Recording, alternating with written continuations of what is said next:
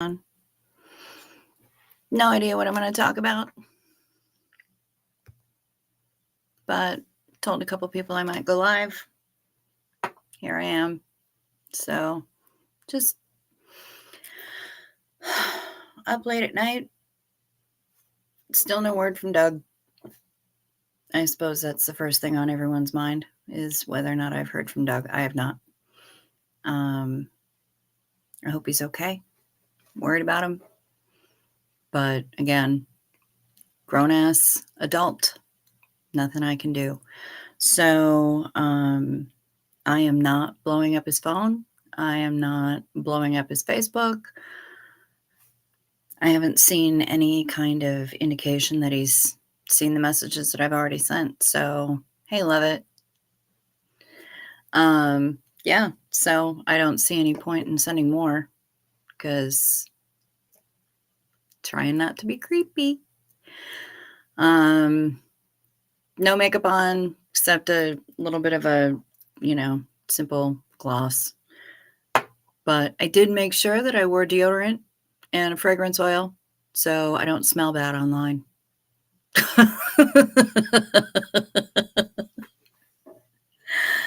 Other than that, not much up going on. Got to show a good friend. She's a little bit older than me, and I found out a few months ago that she had never seen any of the Star Wars movies. What? So had to correct that, and over the last couple of weeks, we've been correcting that. Totally avoided any of the first three because, well, the first three meaning episodes 1, 2, and 3, because fuck those. But we started with Rogue One and went to episodes 4, 5, and 6, which were the original Star Wars, Empire Strikes Back, and Return of the Jedi. And we've kind of gone from there.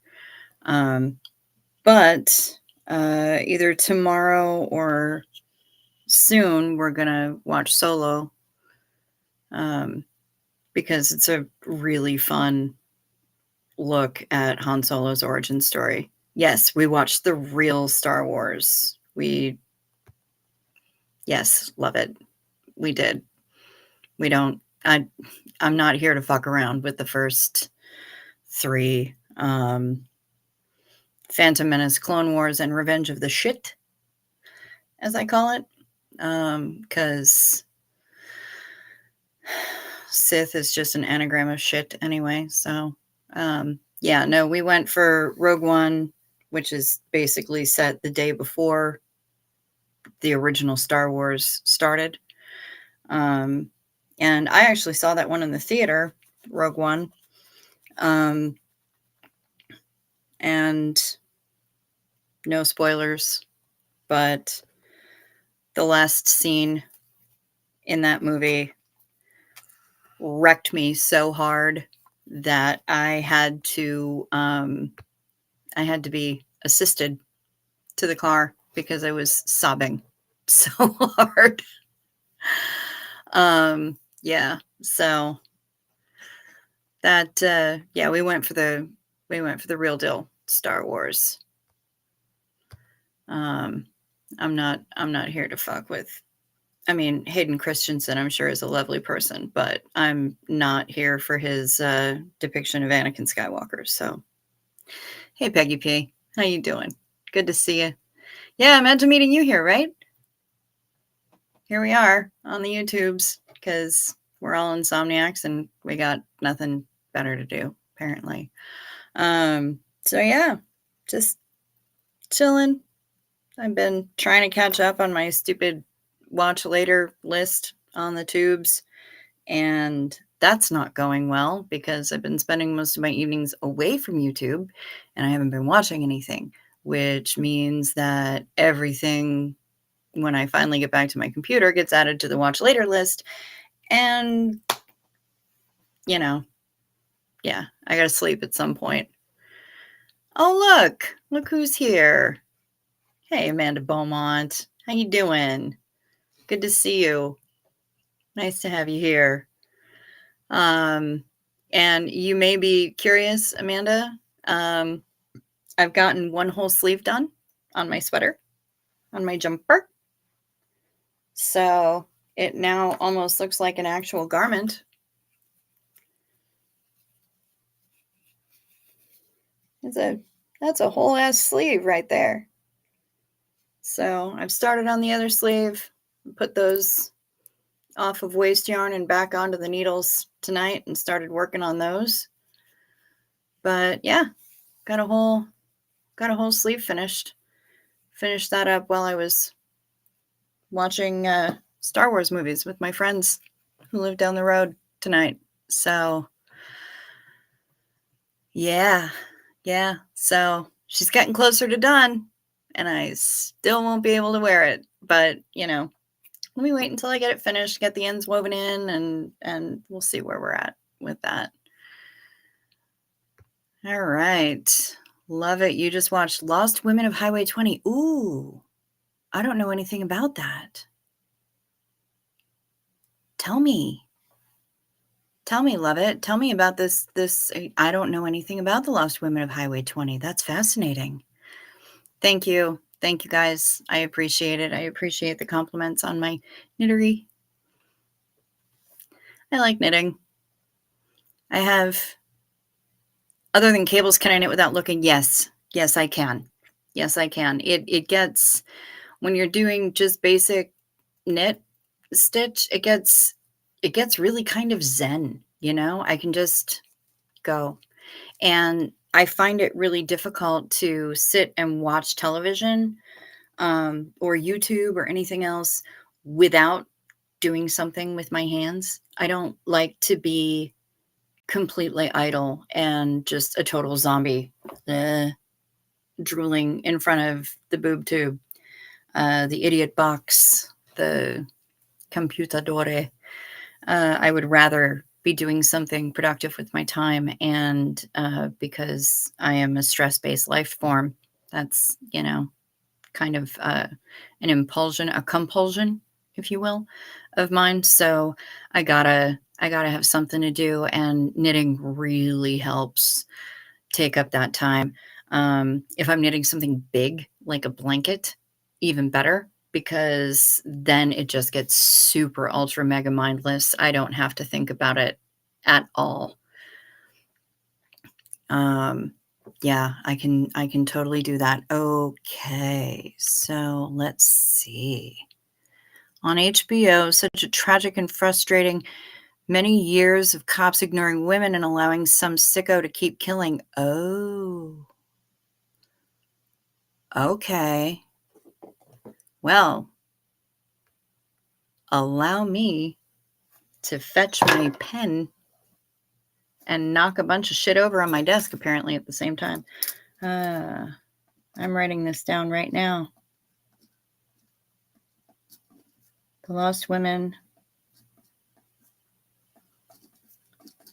of Highway 20. I don't have HBO right now, but I might be able to find a way to access it. It's possible that my neighbors down the road have it, and if so, then I'll fucking watch it over there, because they know how I get about murder shows.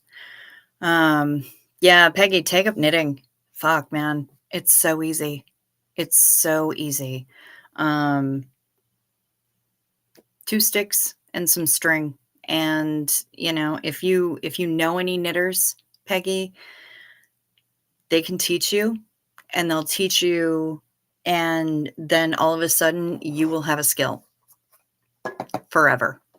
And it's pretty awesome. You learn how to do knit and purl. Everything else is so easy to learn after that. As soon as you learn those 2 stitches, and they're basically the same thing. It's just that one has the yarn in front and one has the yarn in back. And that's, and that's not going to make any sense to you until you actually do it. Yeah, you have flexibility issues in your hands. I have pain issues in mine. So I get it. one of the things that I do in specifically for me that I find makes it work is that I knit almost everything, even if it's flat, I knit it on circular needles, which is okay. So when you think of knitting, you think of the two sticks, right? You think of like Granny in the Looney Tunes cartoon, who's like Tweety Bird's person, and she's always knit one, purl two, knit one, purl two.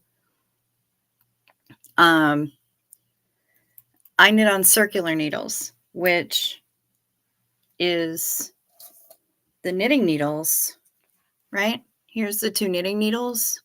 And you put them against something so that you can actually see them. Here's the two knitting needles, but they're attached to the same, they're two ends of the same thing. There's a cable inside that attaches both needles. And because of that, instead of having to hold the weight of whatever it is that you're making up on the sticks, the cable that attaches the two ends bends. So the work can rest in your lap, which means it takes a lot of weight off of your wrists and a lot of weight off of your hands. And so that makes it easier. For you, if you have flexibility problems, maybe working with really small needles, like these are small. These are small. These are tiny little stitches that I'm doing with this. But if you work with larger needles, with a larger gauge, they're bigger around. And you can still make scarves and blankets and all kinds of shit with those. But if you work with a larger needle, that's going to help because you're not going to have to close your hands as much.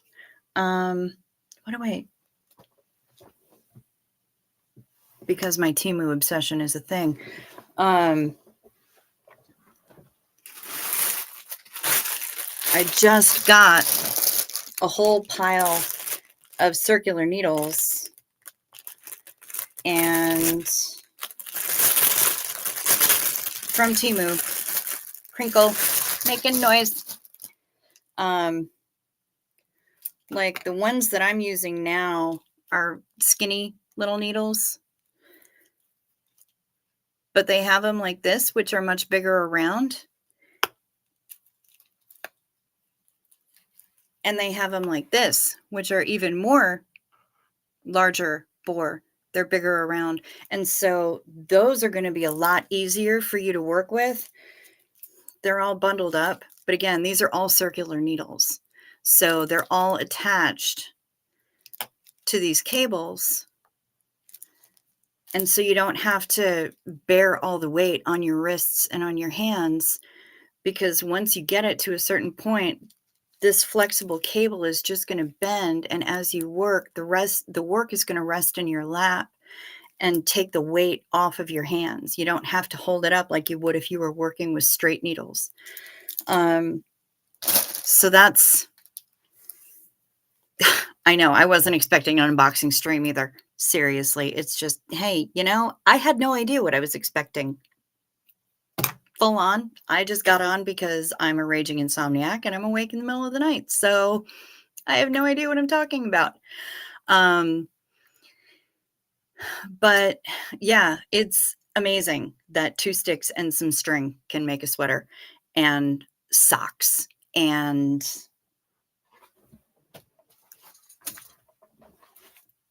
a tank top, which I just finished a couple weeks ago. Tank top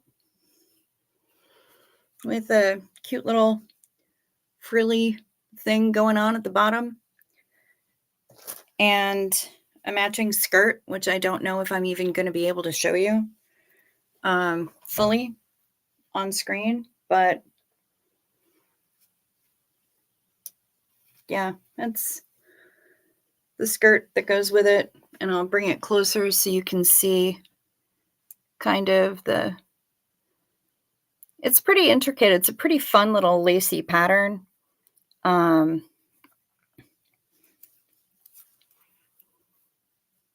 Yeah. So yeah, I made those. just finished them, and I just have to finish sewing in the elastic in the waistband. Yes, I made those. I made those. Um, when my sister passed, she left a lot of really, really cool yarn that I refused to give up. So I figured I could respect her the most by making things out of them since she wasn't going to be able to make things out of them anymore.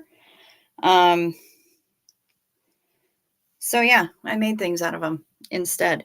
And she also left me the yarn that I'm working with now to make this sweater that I'm making, and it's super cool. So I'm just trying to respect her memory and respect the reason that she bought the damn yarn in the first place. I mean, yeah, she was a hoarder, not gonna lie. Um, but I would love to uh respect what the thought that she had and the intent that she had when she first purchased that yarn, when she first ordered that yarn. She too was a mad knitter, crocheter. She could do everything. I can only knit. I can't crochet. I'm not a hooker. Marilyn's the hooker. Um, but yeah, that was I've just now, because I've just now started to get my life back. It's been kind of a roller coaster last couple of years. Um, I'm just now being able to take on some projects and be able to not only sit for extended amounts of time, but also while I'm sitting for extended amounts of time, because I am compelled, I have to be doing something with my hands. So now I can work with stuff, um, and I can actually make things. So I'm really glad that. Wait, what the? I'm tapping things. Tapping, tapping. I have no idea what's happening on this. Your mom was a mad knitter and crocheter. She may have those in storage. Yep, she very well may, especially if this was something that she did a lot. For sure. Yeah, it's very likely, because knitters are we are a breed. Knitters, crocheters, and people who sew. My mom's a quilter. So, yeah. She's let's see. Who was it that said that? All knitters are hoarders. Amanda Beaumont. Yeah. Yeah. Knitters, crocheters, and people who sew. My mom, all the fabric. All the fabric. Plus she knits. She can crochet a little bit. Um, but man, does she have some fabric. I haven't sewn in a long time. Um, and I cannot, in good conscience, take credit for mixing the colors and making gradients, because that is a straight up variegated yarn. It started like that. It's black on the outside, and it gradually comes to either purple or like that cornflower blue that's in my sweater. Um, it does that. That's the people who made the yarn. I just chose a project for it, so I cannot take credit for that shit at all. Not in the least. But yeah, I made and will wear things from her yarn, and it's the best thing that I can do to honor her memory. One of the best things that I can do to honor her memory. The other one is never letting Donald Trump back into office. But let's not get into politics.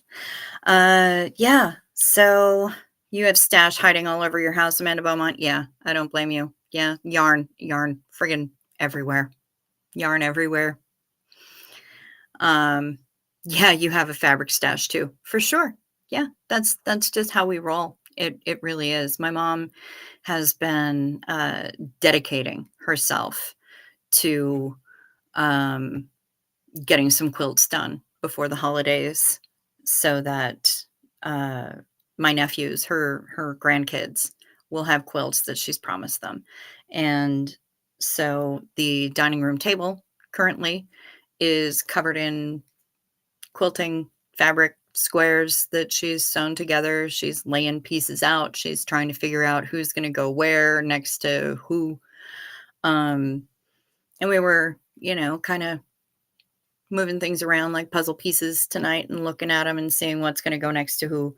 And that's been fun. Um, Love it. You're eyeing the cobalt blue cashmere yarn you saw an ad for, but you can't knit. Girl, you can learn. Seriously.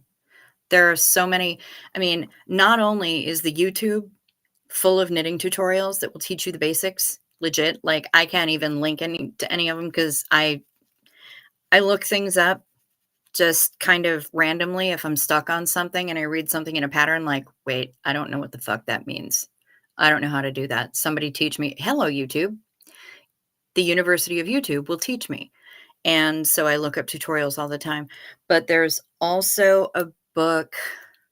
What is her name? Debbie Stoller, Stoller. Literally, the book is called Stitch and Bitch, and it will teach you how to knit from the start, from the jump, from nothing. You can learn how to knit. I promise you, you can learn how to knit. And cobalt blue cashmere yarn, that sounds delicious. That sounds really delicious. Your mom had knitting machines. What the hell are those? Um, those those can be fun. Those can be fun. My neighbors down the road, they just got one. And you can make all kinds of stuff with them. You can make hats, you can in theory, you can make blankets. I guess it depends on how big they are. I don't know. I've never used a knitting machine. Honestly, I don't know how to use them. I learned when I was young using sticks. So, uh, I've never used a knitting machine. I'm afraid I can't help you. Uh, Love it. You have paintings you need to finish. Do not encourage distractions. Girl, my entire life is here to encourage distractions. So if you're looking for me to help keep you on target, I am afraid you have come to the wrong bitch. I am all about distractions because anything that I can do to derail my brain from whatever it's currently entrenched in, I will. And unfortunately, I will do that to everybody else. So welcome to my world. But I do encouraging also finishing your paintings because I cannot paint, I cannot draw. So you have a skill that I do not. And rock on with your bad self. Get it. Get after those paintings, young lady. Do it. Yeah. And somebody said something. Ah, yes, Miss Marilyn. Marilyn makes crazy stuff. I don't know how she does it either, but she's got mad history with her crochet that I can't even mess with. And she clearly can freestyle, and good for her. Good for her, man. She needs to just rock out with her bad self because she makes some really cool stuff, and I am about it. I think it's fantastic. Um, I haven't made little costumes for my bobble mic. I haven't knitted anything like that, but um, I did knit a Glenn Danzig doll for a friend of mine when I was living in LA. So I did do that. I can knit dolls. I do have a pattern. I have access to a pattern somewhere. As long as I have a pattern, I can figure it out. I can't freestyle knit to save my entire life. I couldn't freestyle knit to save a basket of kittens. And I want to, but I I've tried and it just doesn't work out. So, yeah, mad props to Marilyn's hooker skills because she's pretty amazing with her crochet hooks. She's just astonishing. Yeah. So, what? That question is probably the most random question I think I've been asked within the last for the entire last month. Have I seen her penis? No, I have not. I have to say, I honestly have not seen Marilyn's penis. Um, but now that you mention it, I'm gonna have to ask her to show it to me, which is also potentially awkward, but it's Marilyn and she's pretty fucking funny. So I imagine that if I send her a Facebook message and say, hey, you know what? Somebody on YouTube said that I should ask you to show me your penis. She's probably going to crack right the hell up, and that's going to be funny. Um, so yeah, I'm here for it. I am here for it. This is going to be awesome. I can't wait to ask Marilyn to show me her penis. Um, One of you also said earlier that you have an interchangeable set of knitting needles with the different sizes of needles and cables. Yep, so do I. It's awesome. I love it. The only challenge that I have with it is that when I'm working with them, they they sometimes tend to unscrew from the cable, and so I have to keep retightening it because God forbid the knitting needle end of it comes off of the cable, then I'm going to drop a bunch of stitches and then I'm going to lose my mind. So I have to keep tightening it. And I had to bring in uh, what we in this house refer to as the rubber husband.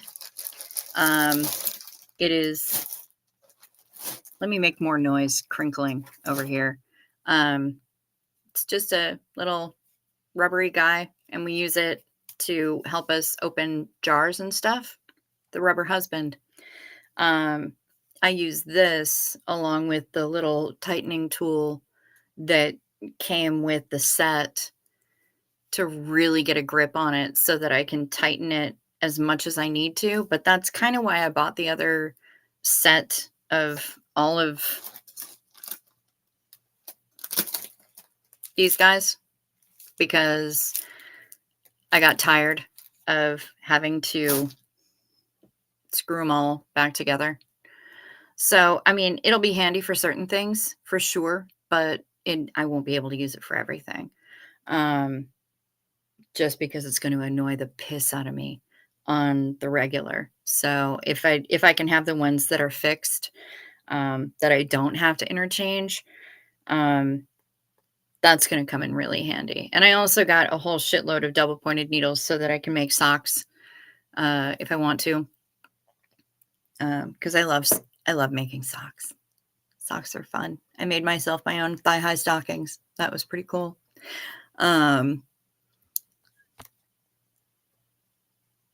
You learned Nihongo from YouTube. Had to learn a little Japanese. Okay, that's fair. No problem. Yeah, I mean, a significant portion of my Korean learning has been because of things that I've watched on YouTube. So, yeah, the YouTube is our friend for sure. Marilyn's penis made me blush. Maybe. I don't know. I kind of thought that my blush was my ability to blush had kind of gone away, but it's very possible. It's very possible that Marilyn's penis made me blush. Not really. She was hooking it on stream and had her hand up in it. Lord have mercy. I am going to have to talk to Marilyn about her penis and waving it around on YouTube like she does. Hey, Kim. How you doing, lady? Of course you're not the only insomniac. We're here. We're awake. Jay chillin'. Good to see you. Glad you joined us. That makes me happy. Love it. Just started selling her paintings last year. Hell yeah. That's awesome. No website yet. Yeah, work's only came undone a couple of times for you with no drama to pick up stitches. Well, mad props to you, Amanda Beaumont, because right now I'm using uh what are they? US size 4, 3.5 millimeter needles. If they came undone while I was working on this sweater, no, I would go insane. I would go insane because so many stitches would drop that I would go absolutely bananas. And um, yeah, like I was talking to Marilyn about just about the cabling pattern on the front and the back. But I told her that this SPTV drama that was going on a couple of weeks ago with the foundation and AA Ron and everybody else got me so distracted that I fucked up my cabling pattern. And I'm like, you know what? SPTV fucked up my sweater and I'm mad about it. They got to stop. Stop messing up my sweater.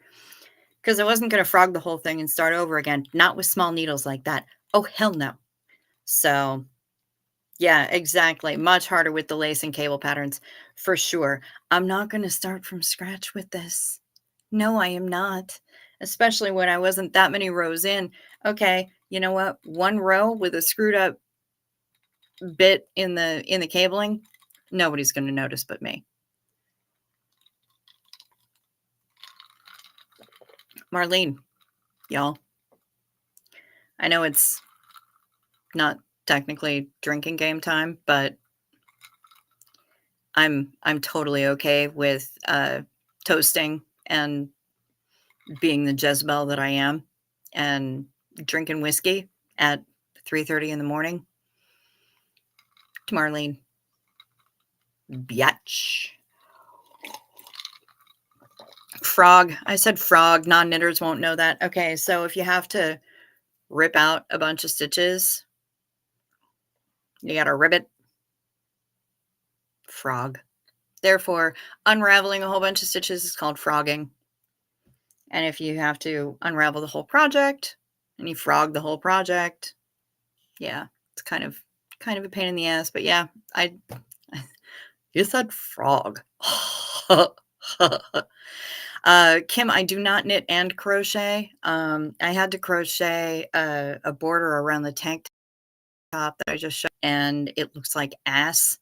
And I had to apologize to Marilyn, even though she couldn't see it because it looks terrible, but I did what I could. I'm not real good at crocheting. I'm a lousy hooker. I am way better at being a recreational needle user, which is how I refer to knitters. So no, Kim, all I do really is knit. I crochet when I absolutely have to, and I'm really bad at it. So I hope that answers your question. You really love that Natalie that Erin interviewed yesterday. I didn't see it. It's probably on my watch later because fucking everything this week has wound up on my watch later because I've had a whole pile of other stuff taking up all of my attention, including monitoring a chat room that started on Monday and is still fucking going. Oh my God. It's still going. Yeebus. Okay. All right. Yeah, it's still going. The chat from Monday night is still going. I can't believe it. I kind of can, but I also kind of can't. Wow. You used to crochet when you were younger because you thought knitting would be harder. Now you think it's easier. Yeah, I think that knitting is, um, and maybe it's because I learned when I was really young. Yes, Amanda Beaumont, the same suspects. Yeah, for the most part. There is one person in there who's done most of the posting recently who is not standard standard issue. They're standard issue in the regular chats, but they weren't involved in a lot of the Michigas from earlier in the week. But yeah. Um yeah. When I checked on it earlier today, definitely the same suspects. Um, the one who's done the most recent posts is somebody who's usually in the chat, but was not doing a whole lot of posting before. Yeah. You know, Kim, you can't see it anymore. The video disappeared. I'll tell you. If you, I think that's because it never went live. So it's not showing up in his under the live tab on his page. But if you dig back in your notifications, if you have notifications turned on for his channel, if you dig back in your notifications, you'll be able to find it. And the tab is still that chat is still active. So if you dig back in your notifications and you click on it, you'll be able to go and see. Yep. Yep. Still happening. One person decided to put in a really, really, really long response to Steve Mango's video, saying that she couldn't find a place to comment on his actual video, even though the comments had been open the entire time. And it wasn't until later that it was stated, oh, must have been a glitch on my part. I guess I found where comments are able to be put. Okay. But that's also the same person that says that people are lobbing terrible personal insults directly at them. Yeah. I ain't naming names, and I never have. So, you know, anybody wants to get butthurt about it, they can. Show me clips, bring me receipts where I went after you personally. I don't name names. Not my job. Receipts. Because I think between parasocial relationship and receipts, those are the two phrases of the year at this point, honestly. Gosh, you know, I might even be able to post a link to it in the chat now that I'm thinking about it, Kim. If you're still having problems finding it, I can help you. Not much to watch there, except for the fact that there are still people there. And one person who just amuses the shit out of me, who shows up every day and just says, when is this stream going to start? Which makes me laugh. Seems mostly harmless. But yes, the original drama queens are still on there. And yes, I have not heard anything.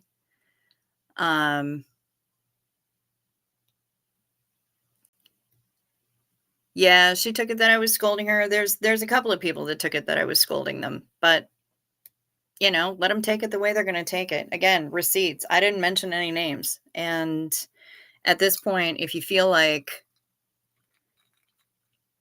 I was scolding, then maybe you've done something to be scolded for. Not saying, just saying. I do hope he comes back. I agree with you, Kim. I hope he comes back, and I hope that he's okay, and I hope that everything is okay with his family. Um, I wanna find out that he's been chilling in a yurt at Big Bear for the last few days, just getting away from everything. That's what I wanna find out, significantly. Um, you don't need to see it, you just check in to see if he's posting yet. Not yet. Not yet, and I haven't had any indication that he is, seen any of the messages that I've sent him, either on Facebook or via text message. He hasn't emailed me, hasn't messaged me back. I haven't gotten a phone call, and honestly, I'm not one of his BFFs. I don't expect to. It would be nice, um, but I'm not leaving him any more voicemails because I wanna leave the space in his inbox free for people that actually know him on a much more personal level than I do.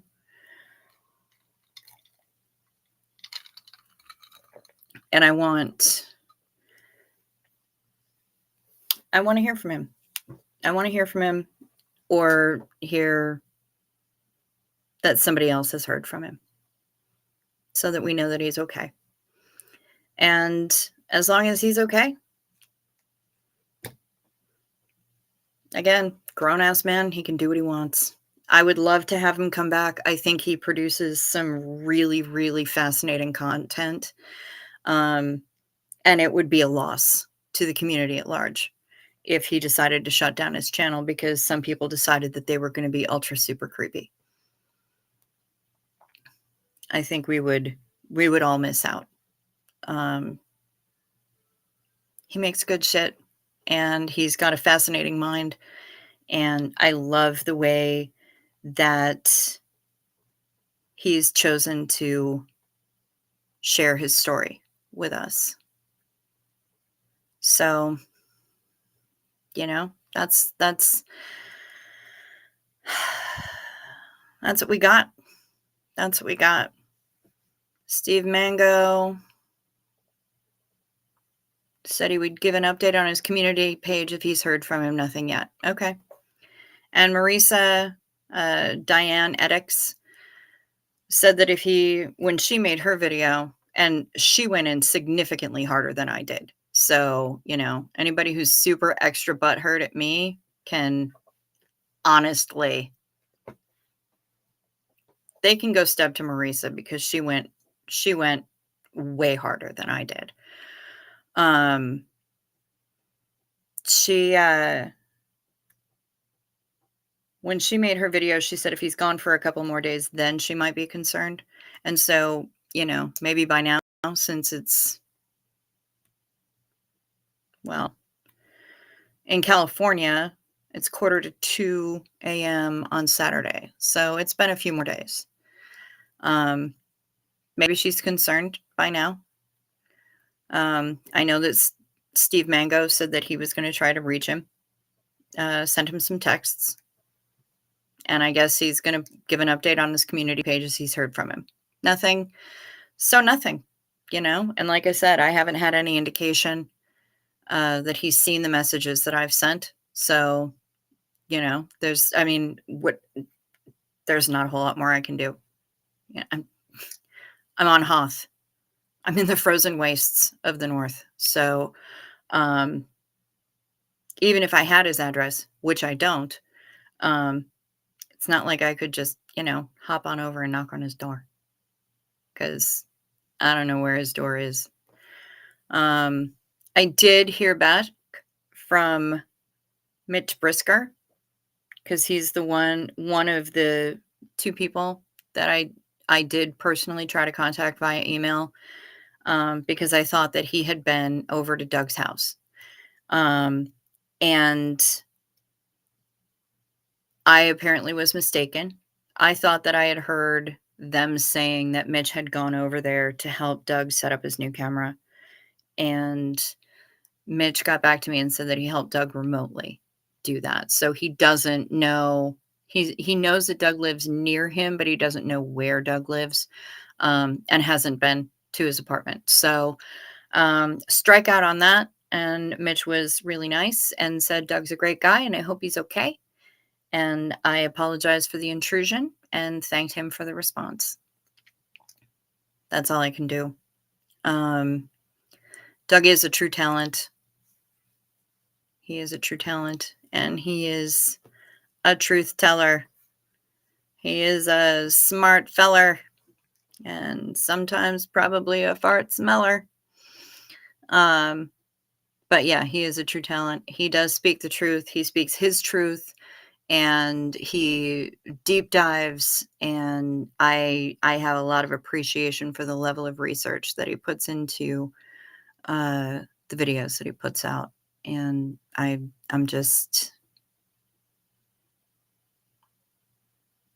worried about him. I hope he's okay. I hope to hear from him soon. Kim, you saw Maurice's video first. You love that she tells it like it is. Dude, she does. She is no fucking joke. She is no joke, man. She went hard. And I was talking with Simon from Borderline What, and I had already watched them. I had watched both Steve's and Maurice's, and I actually put those in the description box, not of this one, but of the last live that I did. And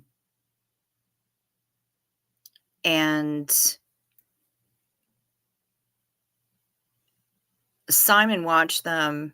He was like, holy shit, she is not playing around. She's going really hard. And I'm like, yeah, she is, because she's known the guy for like a decade personally, and she's pissed as hell. And I really don't blame her. The way that she and Steve were treated when they went into Doug's chat was, I mean, beyond. It was absolutely beyond. So I don't blame her for being pissed. I don't blame her in the slightest. Mango pinned a post saying that he's officially worried now. I responded agreeing and asking him what his thoughts were about any next steps if needed. He responded recently saying he feels like the internet is on his back about this. It confused me. Yeah, boy, I don't know. I don't know. I mean, I read through his comments. I read through the comments on the video that he put up about it, and some people were kind of dicks about it. And Mango ain't here to take shit from nobody. So he was snapping back right at him. I do wonder what he means by that.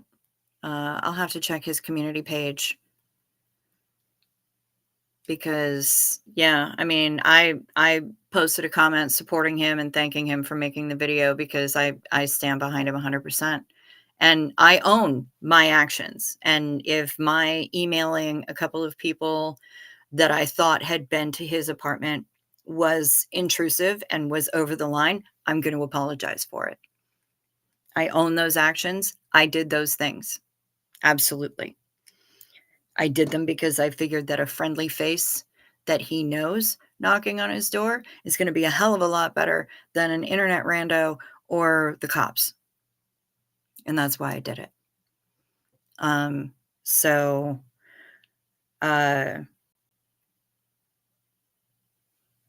those are my reasons. Those are my actions. I own them. And if those went over the line, I'll acknowledge that and I'll apologize for it. That's all I can really do. I can't take it back.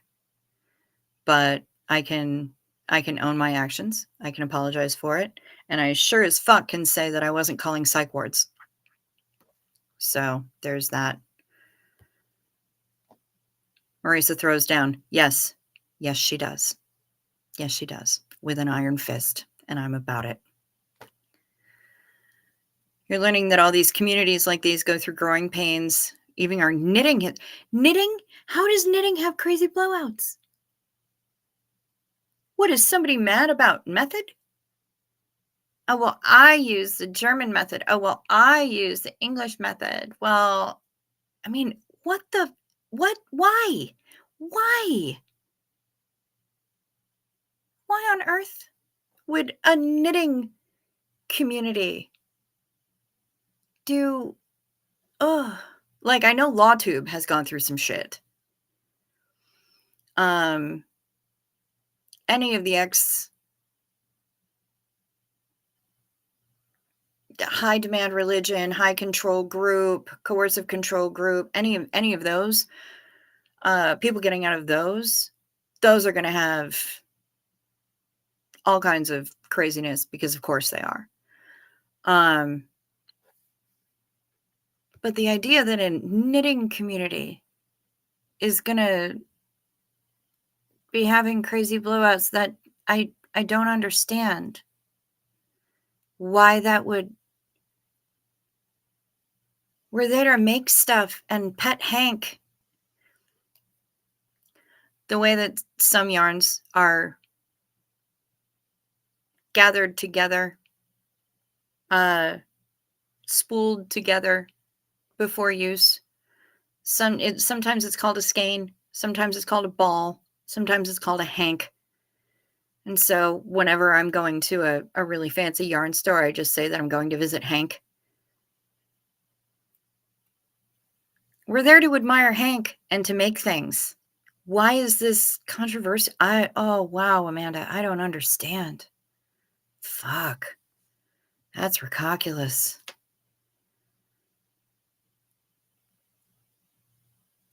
Well, Steve has been going through some things, but he's been going through some things for friggin' years.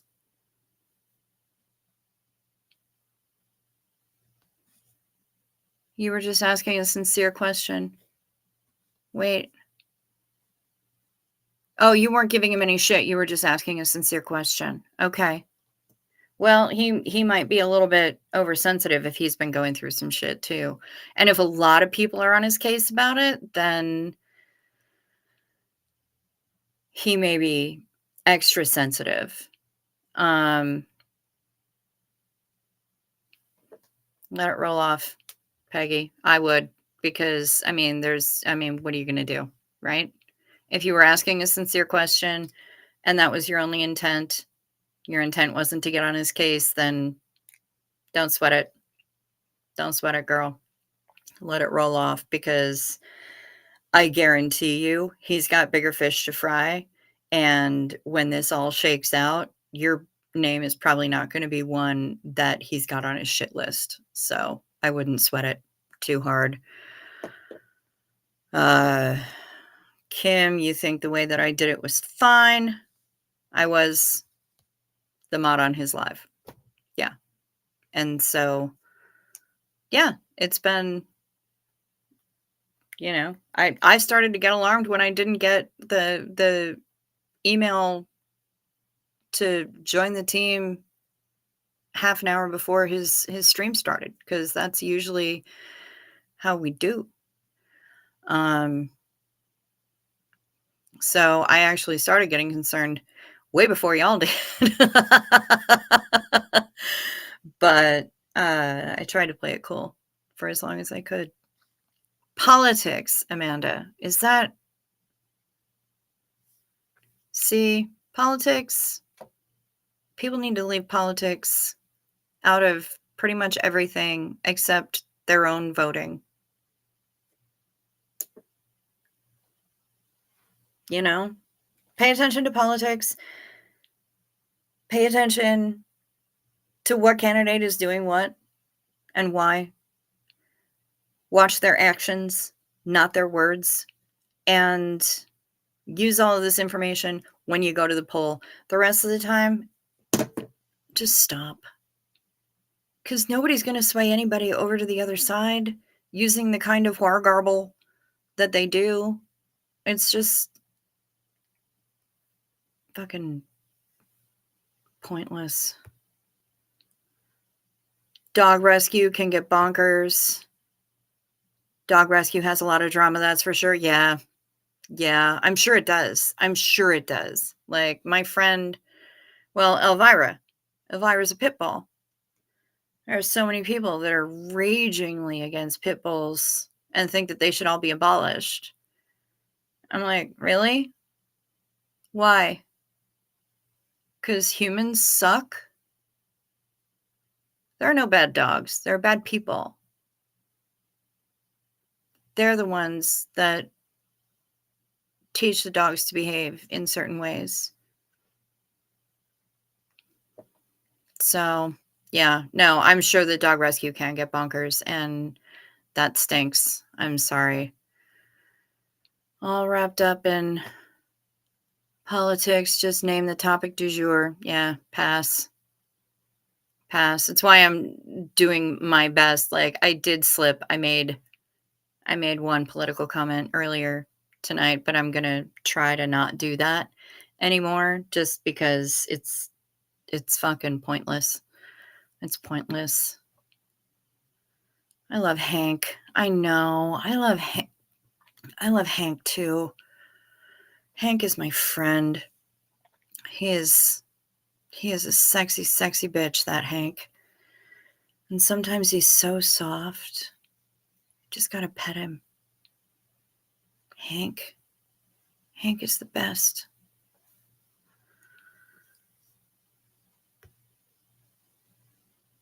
Autocorrect is possessed. Okay, I see you. Love it. I see you. You watched an Aaron live today and people were dugging in there. You kept silent. Probably for the best, honestly. Don't blame you.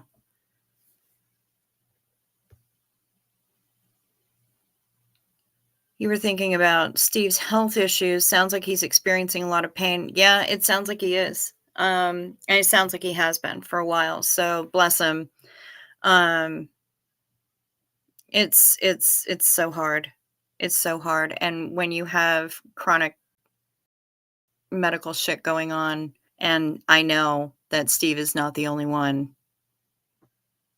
who has chronic medical shit going on. Hello, I see you. Me too. It can be really hard. It can be really hard to focus on anything else. And when some shitstorm like this pulls you out of, semi-retirement, as it were, that can be really, really frustrating as well. So I see where he's coming from. He's going through some shit, but you know what? He also has a brand new puppy. So he can enjoy his brand new puppy. I don't have a brand new puppy. I'm a little envious. His brand new puppy. I need kitten therapy. I would love to just lie on the floor and be covered in kittens. It's fine. They're tiny little needle claws. Yeah, I would dig that.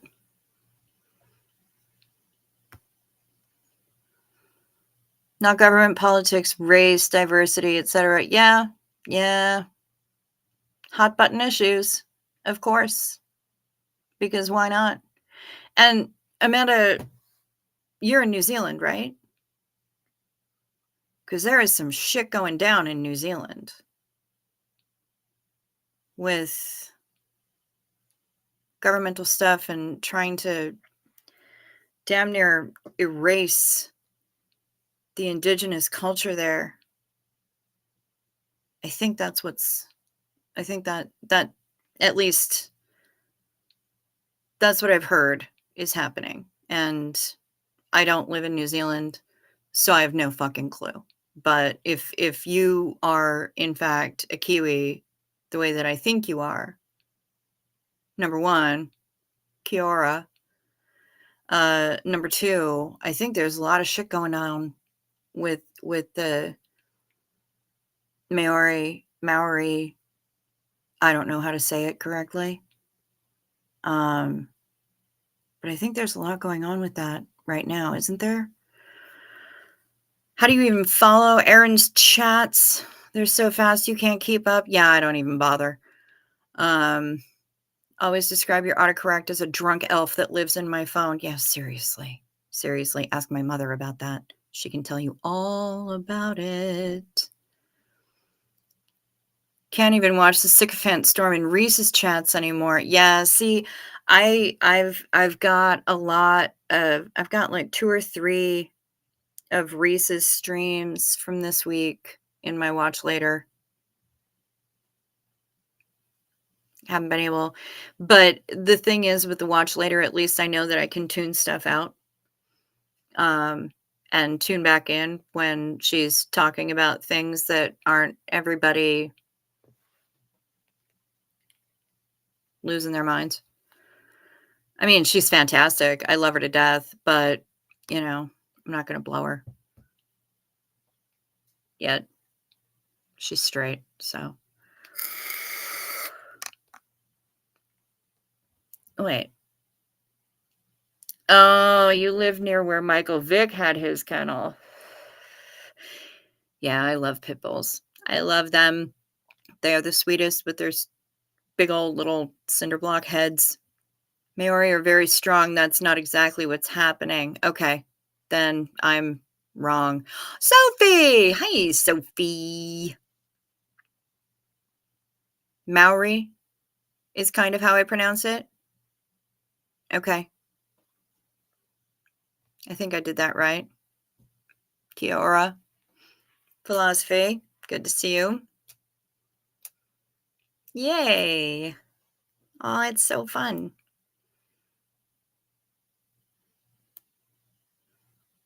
I love having you guys in here. This is cool. This is what happens when you have an insomniac in the US. I wind up hanging out with people from all over the stinking world. Yeah, you just go to see Gertie. Oh, that frosted mini wheat. I actually really like the Bo show. Bo makes me pretty happy, and I like it when Kid shows up as well. But Gertie's pretty funny because she looks like she's stoned out of her mind half the time. Because once her mama picks her up, she's just like, meh. Just falling asleep. Every once in a while, she'll wake up enough to give a little side eye to the camera. She'll go back to sleep. It's kind of cute. Gert's pretty awesome. But yeah, I like Kid. 19 pounds worth of cat.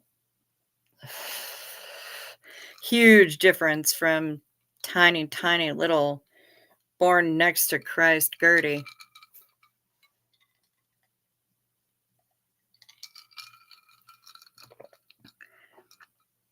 So what exactly is happening in everyone else's neck of the woods? Tell me about it. Up here on Hoth, it has been unseasonably warm. It was in the low 40s today, which is crazy. It was the same way yesterday. And this weekend, we're supposed to get snow. I don't want it. I want it to go away. But because of weather patterns and whatnot and such, I will, they're predicting significantly less snow than last year, which is good because they had all the snow here last year. It was fucked up.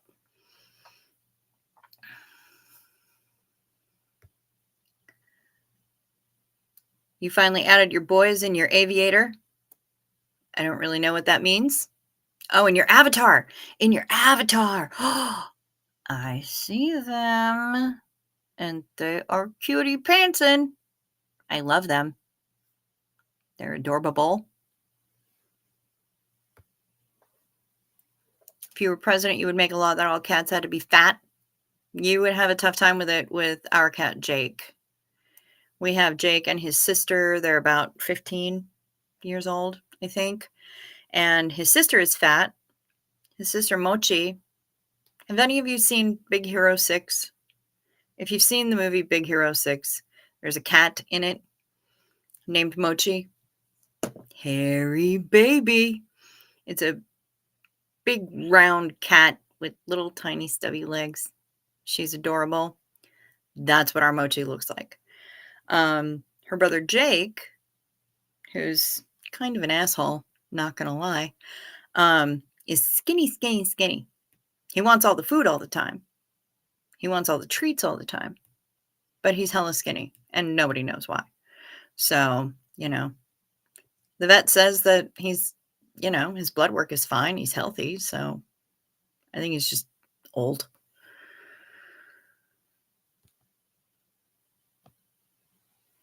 Philosophy has been swimming all day. Oh, fuck. In the ocean. The waves were massive and it was hot. Oh, I want to be in the ocean. The ocean is the best. I don't weigh anything in the ocean. I'm buoyant. Nothing hurts when I'm in the ocean. I need to get back to the ocean. I'm envious. Kim, you have 3 dogs and 1 cat. The cat is the largest. Nice. Well done.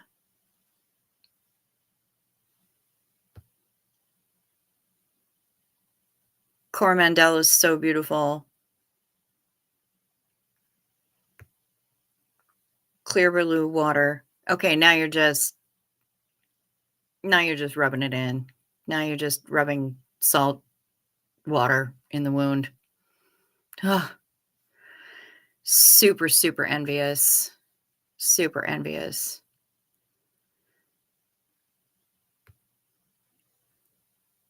Your Toby is sick and had to be shaved all over for bloods and scans and caths. Amazing how skinny cats are under their fur. I know, right? That's crazy. Take a cat's fur away. Man. You're a mermaid in the desert. Aw. Yeah, that stinks too. I want to be in the ocean and I'm stuck on the frozen ice world of Hoth. I haven't been in the ocean since September, and that's way too long. That's way too long. Good vibes to Toby. Yes, all the good vibes. All the good vibes to your Toby. Poor kiddo. Now I have a sad for Toby. He's going to be fine. He's going to be fine. The doctors are going to fix him right up. Your Toby is going to be A-okay. And he's going to look really, really silly while his fur grows back. And you can make him a lamp. You can put him in the cone of shame. Paint flower petals on the inside of it, and he can be a cranky little petunia. And you can take photos and send them to us.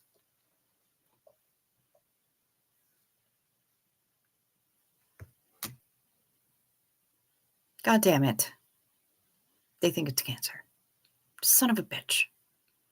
Okay, so is he going to be going to a feline oncologist?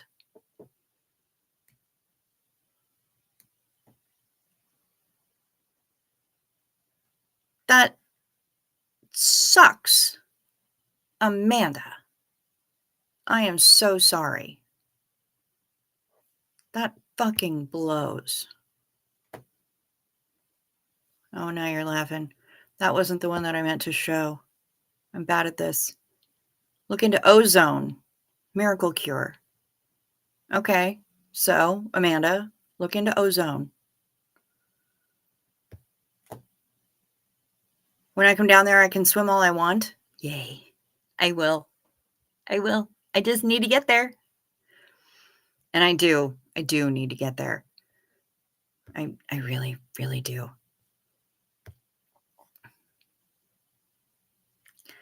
How far am I from the ocean? You have this idea that I'm in some remote town for some reason. Yeah. Yeah, I am. I am. Look at a map of the United States. Let me know when you find Lake Superior. It's one of the Great Lakes. Biggest body of fresh water in North America for sure, possibly in the world, or the second largest body of fresh water in the world. I don't know, but it's up there. You look at that map, you find Lake Superior.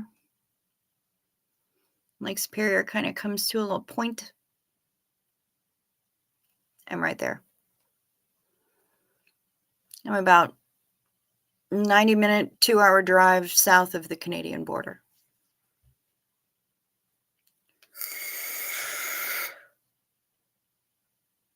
So yeah, I'm out in the sticks. Nearest major metropolitan area to me is Minneapolis, St. Paul, and they're 2.5 hours south of me. 2.5, 3 hours, depending on how you drive. So yeah, it's way inland. It's hella inland. I am stuck in the middle of the country. Pretty much smack and flyover land. The middle always freaked you out, Amanda Beaumont. Sorry. You were an East Coast girl. Still, you're in New Zealand now. Yeah. When I was 20, no, I do not consider Lake Superior the ocean. Lake Superior is an inland sea, in that people like to shoot movies and stuff here because they can make it look like the ocean. But it is not the ocean. We do not have freshwater sharks. Saltiest stuff that we get here, other than me, are the large ships that come in via the St. Lawrence Seaway and the Soo Locks. Yeah, no, I don't consider it the ocean. I know ocean when I'm in it. I don't swim in lakes. Fuck that. I don't want to get bit by fish. Yeah, it's not the coast because it's considered a lake. It's not considered, I mean, we're on the North Shore of Lake Superior, and they call it the North Shore, but they don't call it the coast of anything. No, ocean is ocean. Ocean is salty. Lake Superior is not. I am, but Lake Superior is not. Lake Superior is also incredibly deep and incredibly cold. And they have sent remote cameras down and divers in dry suits and all kinds of stuff to look at the fucked up mutated fish at the bottom of the lake. And yeah, there's some weird mutations in the bottom of the ocean. There are also some really weird mutations in the bottom of Lake Superior. It's messed up. Between that, I mean, that's what we got. We got mutated fish, freezing cold water, and shipwrecks. Hooray. Lake effect snow. We get a lot of that. I grew up here, and when I was 20, I fled. And Amanda Beaumont, I fled directly to the East Coast. I had been to New Jersey. I had been to Boston. I had been to New York City. I wanted to live in New York. First time I was there when I was 15, I took a deep breath in and knew that I was home. So when I was 20, I fled, and I lived in Jersey for about a year. And then I moved into my very first all by myself big girl apartment in the Bronx. I was working in Manhattan, and I was living in the Bronx, and I was 21, 22 years old. And reveling and rolling around in all the culture shock and all the different things that I now had access to, and learning and tasting and seeing and smelling and just experiencing life really for the first time. Um, and it was amazing. And that's where my heart still lives. New York is home for me. I'm back here because my folks needed somebody a little bit more spry around the house, and I qualify because I'm a little bit more spry. A little bit, not much. So yeah, so now I'm back here on Hoth. So how far am I from the ocean? I guess that would depend. Uh, Peggy, that would depend. Well, let's Google. Oh, if you win a big lottery, you'd buy a place in New York City? Fuck yes. Fuck yes, Kim. Absolutely. Let's look at the Google machine. Distance from here to Atlantic Ocean.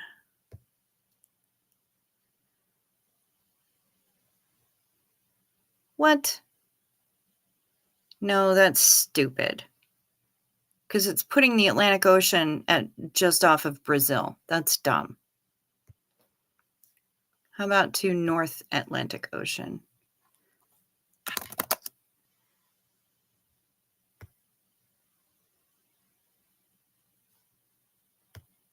Do that. 2,781 miles from here to the North Atlantic Ocean.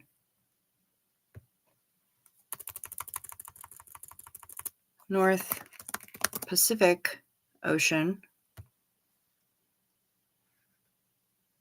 3,713 miles to the Pacific Ocean. Does the Gulf of Mexico count as an ocean, do you think? To Gulf of Mexico.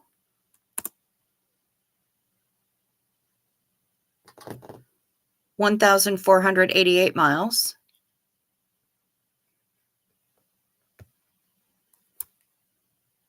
To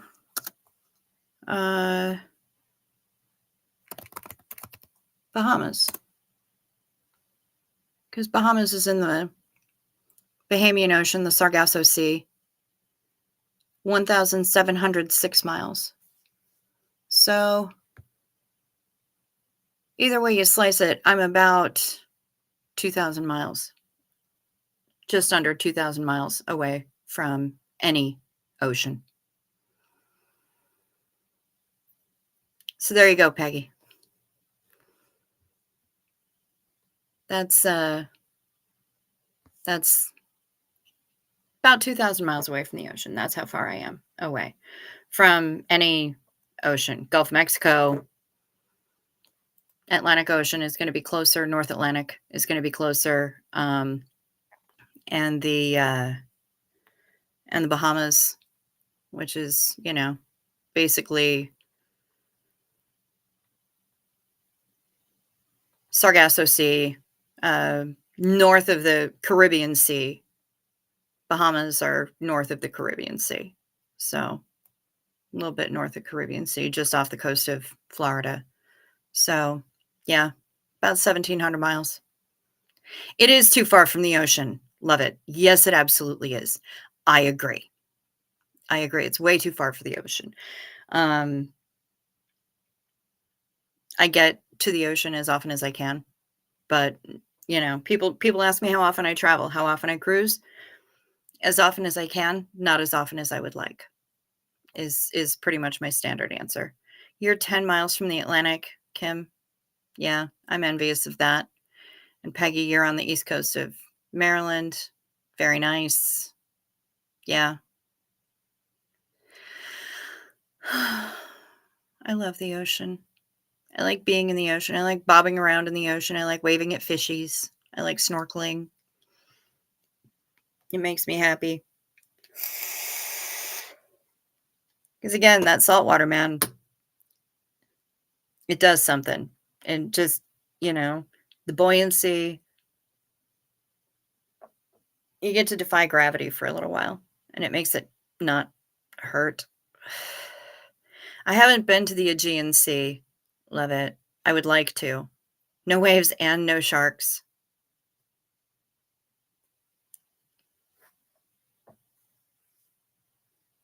We don't have any sharks in Lake Superior. We do have waves, just no sharks, because freshwater sharks aren't a thing.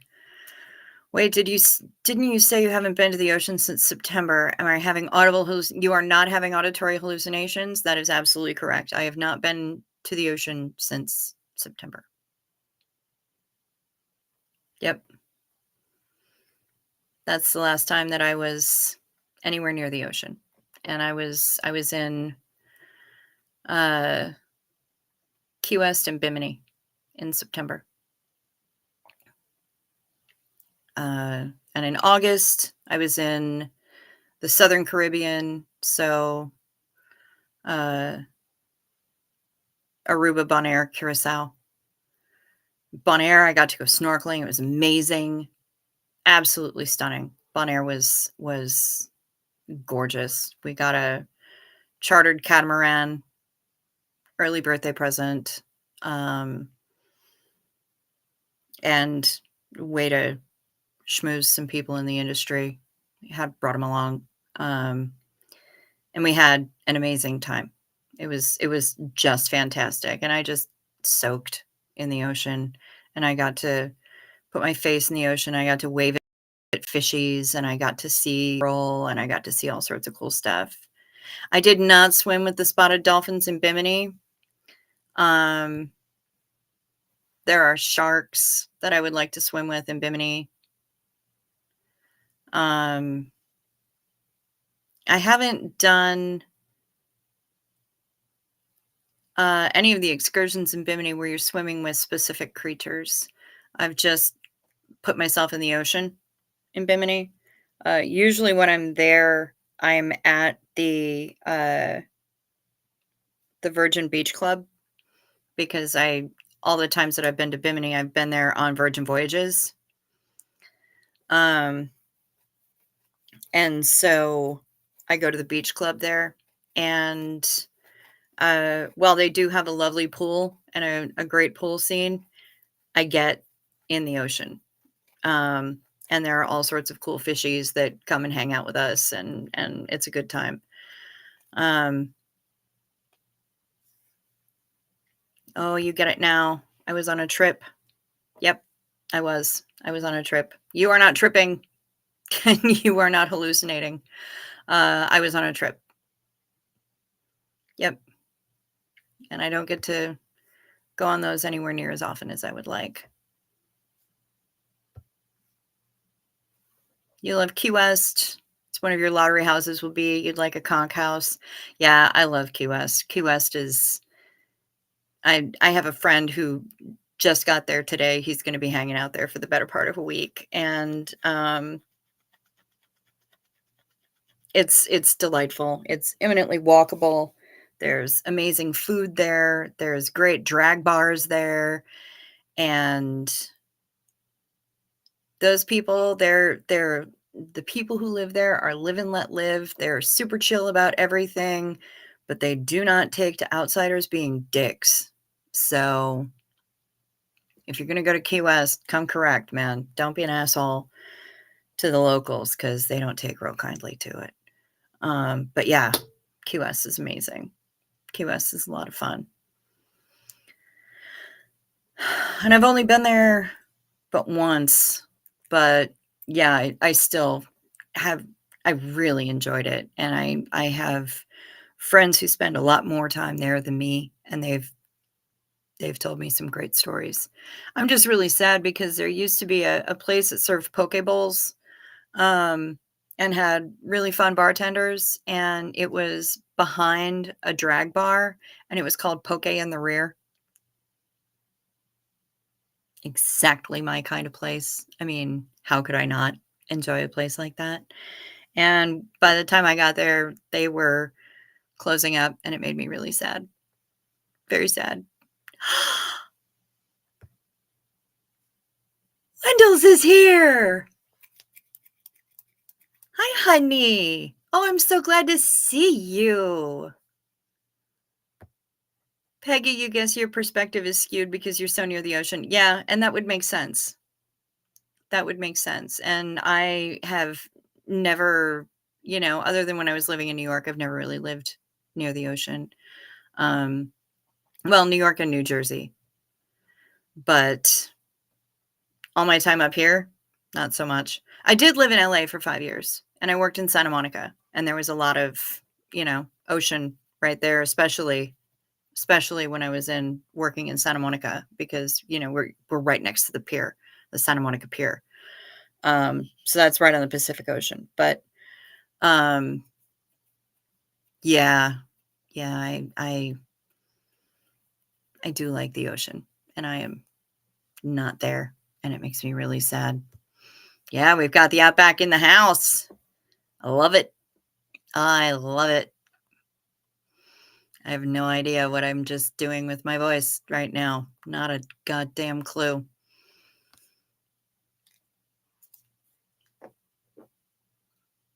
We've got desert mermaids and kiwis, and we've got the Outback here now. We've got people from Maryland. I love this. This makes me so happy. Just chatting with y'all at almost 4:30 in the morning, my time. What time is it where you are?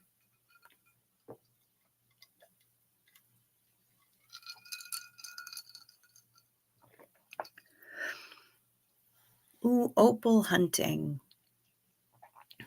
My ring. My ring has little opals in it, but you're probably not going to be. Oh, you can kind of see them. They look much more pinky on my hand. But yeah, my ring is covered in little opals. I love opals. I love opals. They make me happy. 11:27 Saturday night. Oh, that's right, because you and Amanda and Wendell, y'all live in the future. Nice. Ocean City and Rehoboth Beach. Nice. I don't know how I feel about opal hunting. I mean, if it's kind of the same as going amethyst hunting in the mountains outside Phoenix, that'd be cool. But I'm not sure if the opal trade is as exploitative in Straya as like diamond and emerald and all that shit is in other countries. So I actually am really interested in this answer, Wendell's. Outback Wendell's. I am very interested in hearing what you have to say. Yes, the ocean is there in the future. Huh. The only sad thing about y'all living in the future is that you can't give me the winning lottery numbers. That kind of stinks. You can't give me winning lottery numbers. And give you boo-boo face. Yeah, but don't ask us about the lottery results. Thanks, Amanda. Yeah, you and me. Great minds.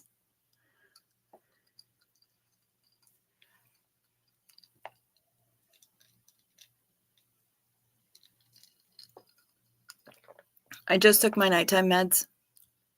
Opal trade is not as exploitative. Oh, good.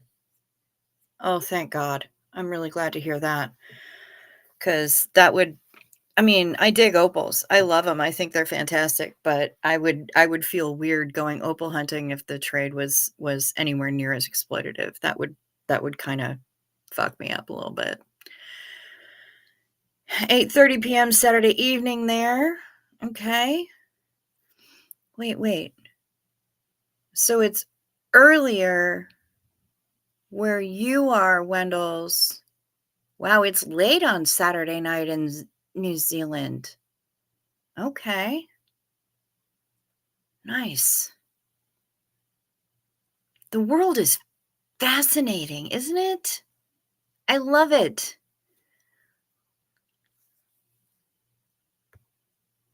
Lightning Ridge in New South Wales is a big opal town not far from you, about 4 hours. Okay. That's cool as shit. I love it. Lightning Ridge opals are delicious. Yum, yum, yum, yum, yum.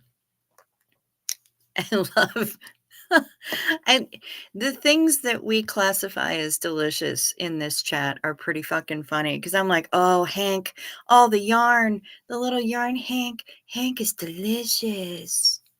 And now we're talking about opals being delicious. And I know they can be very fragile. So I imagine they're quite crunchy.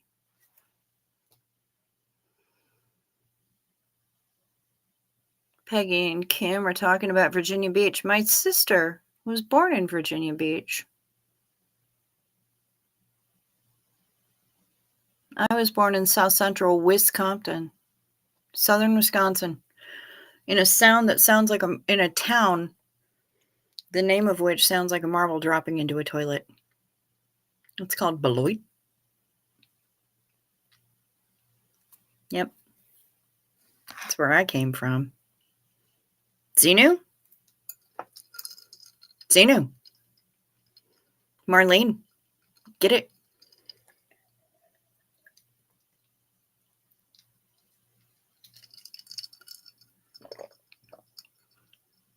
I'm drinking whiskey and ginger ale. Feel free to indulge in whatever substance you choose. Devil's lettuce, alcohols, potato chips, cupcakes, whatever you want. Close to LA time, but a day apart, Amanda Beaumont. Okay. Australian opals are strong. Oh, good.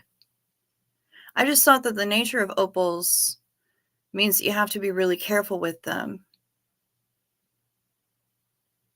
I'd probably be careful with them anyway, just because I'm not good at fancy, kind of bull in a china shop. I mean, we know what happens when you put me on a New York City sidewalk in front of the most graceful man in the world. So, yeah, probably trusting me with the Hope Diamond is a bad idea. No, I do not. I do not love it. You thought I just had a huge ass glass of whiskey. No, ma'am. I do not. I do not. This is mixed with 0 sugar ginger ale. Don't copyright me, Canada Dry. Well, you can't because the glare means nobody can see anything. And it's backwards, so. But yeah, no, not just a huge ass glass of whiskey. I mix it with ginger ale. I am responsible. Yeah. A huge ass glass, a glass of whiskey that big, being on here for 1 hour 33, I would not be coherent. It might be amusing. It might be mortifying. But no, not a chance.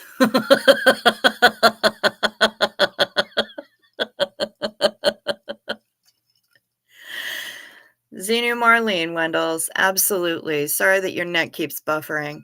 Ethiopian opals discolor. They suck. Okay. Good to know.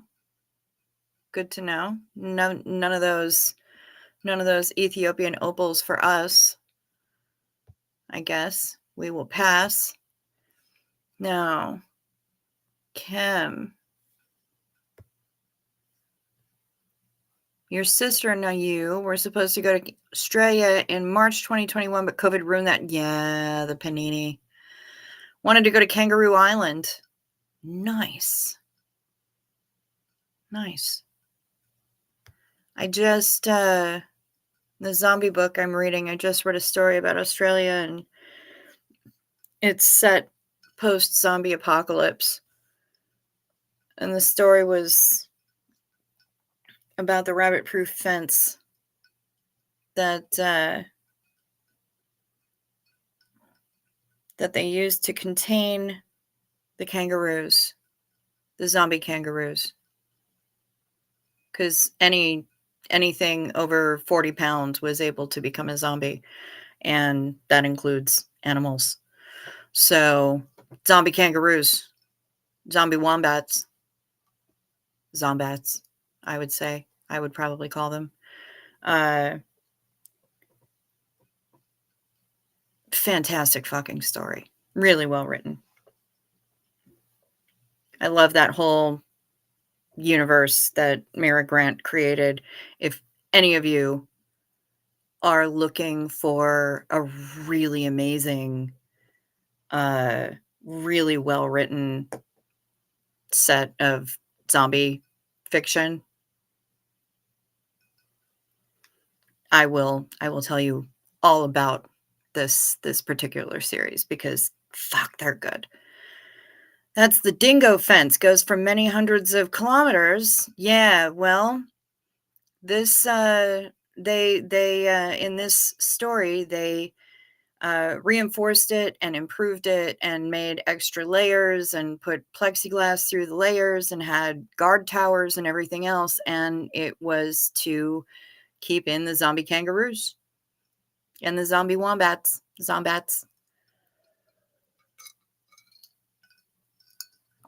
But they were also doing research and stuff to try and preserve them, and it was still illegal to shoot the roos unless there was a really, really, really specific danger.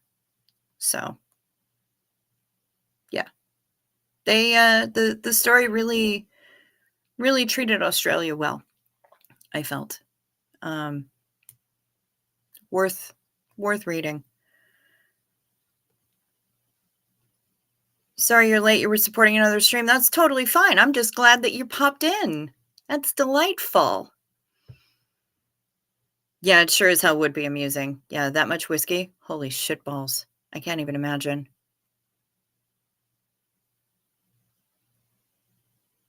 You're a jewelry designer because you're stone obsessed. Can't blame you. Can't blame you. Oh, you're a scaredy cat with horror movies. This is, I mean, honestly, I'll yeah, the books themselves, this is an extra story that was in a collection of e-novellas that she wrote to kind of support the the novels that she wrote, and they're so good. But unfortunately, they're really fucking realistic, and the woman did her medical research, so it's honestly, I've done so much reading of horror. Yes, Kim White, you're a vampire girl. I hear you. I've read so much horror, vampires, zombies, name it, you know, homicidal, industrial laundry machines, fucking everything. Um, and they, this is seriously the best written zombie fiction that I have ever read in my life. Just stunning, and I'm going back through and rereading them now because they're just delightful. And I read the collection of e-novellas first this time because I just wanted little bits and pieces, little nibbles to get me back into that universe. And the story about the rabbit-proof fence came up. Only now I guess it's a zombie kangaroo-proof fence. And you know, they do a good job about it. Yeah, big roos are terrifying all on their own. And when they suddenly decide that they're gonna crave flesh, that's some serious business. So, yeah, I don't blame you, and I'm actually gonna apologize right now and stop talking about it because I don't wanna give you nightmares. Kim, you would love to meet a Roo, even if it can kick you across the street. Yeah, no shitting. Those things are no joke, man. They are like, the big bucks are just jacked. Wouldn't want to meet a cassowary, though. You did spell it correctly. You did. I mean, I'm not going to get snuggly with a cassowary. Absolutely not. I would love to meet some Roos. For sure. I'm not going to fuck with an emu, though. No, no, no. No. I'm not here to fuck with emus. Those are some scary, scary bitches.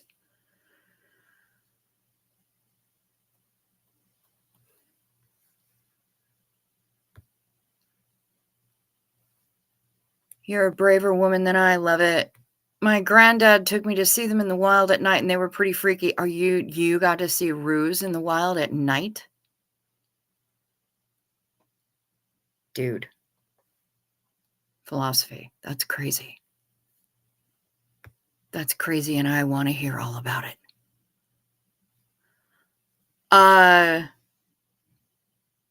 No, I don't think the movie Rabbit Proof Fence was about zombies. This is something entirely different called How Green This Land, How Blue This Sea, and it's an e-novella. It just is set in Australia after the zombie apocalypse, and this particular thing is because it's a post-apocalyptic world. They have found uses for the dingo fence that Wendell's has told us about, that has enlightened me. And they've repurposed it to be protection against zombie roos, while still allowing them to hop about and do their kangaroo thing. Yeah. So Rabbit Proof Fence is not about zombies, as far as I know. I haven't seen it. This is a completely different story that is about zombies and kangaroos and the Rabbit Proof Fence. It would take more than that to give you nightmares. Emus are nicer than cassowaries. Okay. Cool.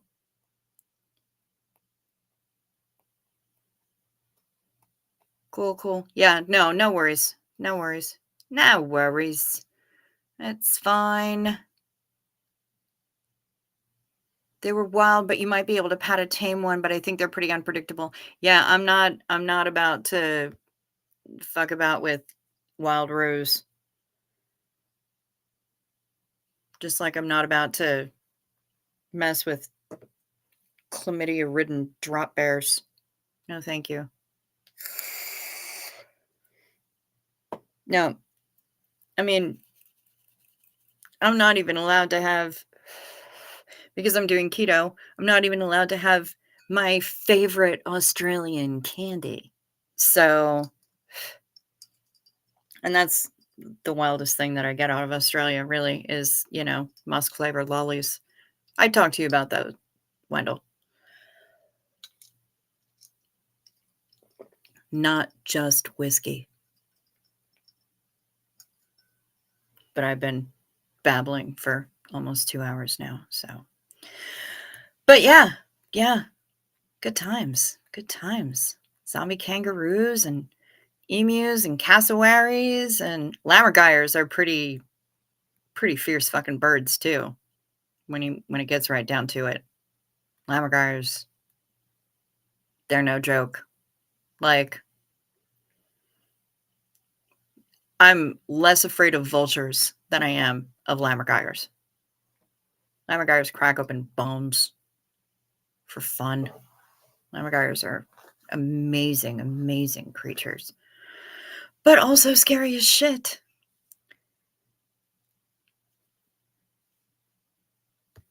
Yay, we get stories from philosophy. My Nana and Pop lived in Melbourne, so he took you to where the roos live out in the countryside. They sleep all day. Yeah, of course, because it's hot. That would make sense. So he also took me at night and they were hopping around the car on the road. Oh my God. They're taller than the car, big faces shining in the car lights freaked you right out. Yeah. Yeah, I bet it did. That's fantastic, though. Oh my God. That sounds amazing. I would so be all about that. Until one of those big jacked bucks decided he's going to punch in the car window. Amazing. These streams, the topics we get to, don't forget about the snail. Girl, I can't forget about the snail. Where's my snail? Was around here. I just had it. Swear to God. I've got a whole tube of snail gel up in this piece.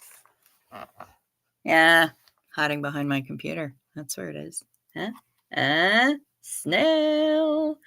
I got the snail because I love it. Stuff is amazing. Snail gel. Snail nipples. Yes. To get the snail gel, you have to milk the snails. And for that, you need to find snail nipples. Yeah. Snail nipples. I'm so glad I don't have a merch store. Seriously. The fucking non sequitur t-shirts that we would wind up coming up with. I can't design them. I don't have skills in that area, but somebody would wind up designing some kind of fucked up non sequitur shit about snail nipples and pint glasses full of whiskey, and it would be terrifying and hilarious all at the same time. Jesus, we are a mess.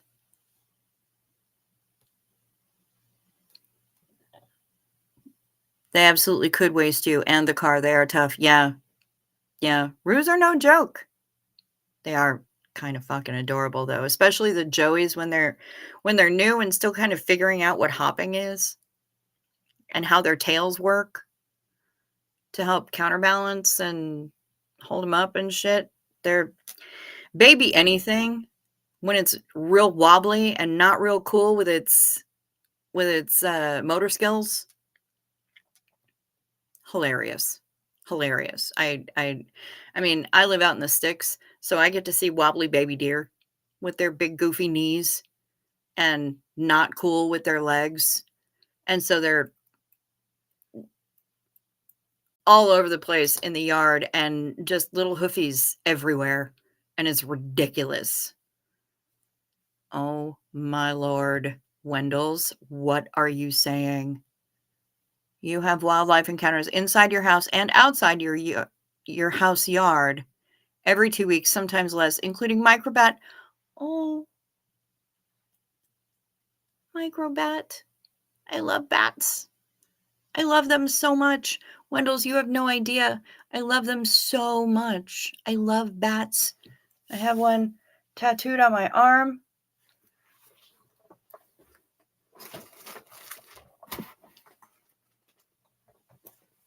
I have my little squishy bat with his little tiny wings.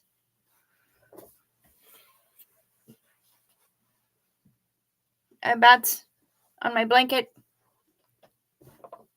You said the magic word. You said bat. Microbat. If I had a microbat, it could live on my shoulder all the time. I would love that. That was fun catching it. Yeah, I'm sure it was. Bearded dragon in your house? Yeah, snakes too. Yeah. Yeah, I hear ya. I haven't had any bats in the house, but when I was living in Jersey, there was a little brown bat that I had to assist, and we had to call the animal rescue wildlife rehab people to come and get the poor little kid. I had to put on big leather gardening gloves, put the poor thing in a shoebox, and give it some water. Poor little brown bat.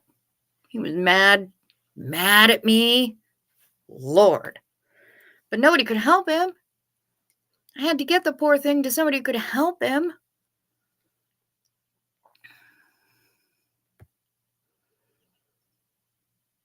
They ain't no joke. That's not what I meant.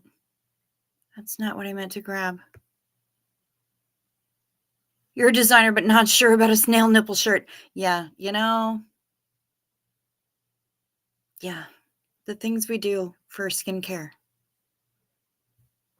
Milking snails. This is what we do. Straya got all the interesting animals. I don't know. I don't know that I agree with that. Moose are pretty fucking cool. We have moose. Tremendous, bloody, dirty great beasts. Moose. They're massive. And we have bears. Deer are kind of boring. But we have moose. We have bears. We have deer. This summer I walked out into the yard to see about a 12 to 15 wild turkeys wandering around in the yard. Just like, hey, what's up? Gobble. Then there's all the stingrays in the ocean. Those aren't exclusive to Straya. It's just that most of the animals in Straya are trying to kill you. That's the only difference. Of course,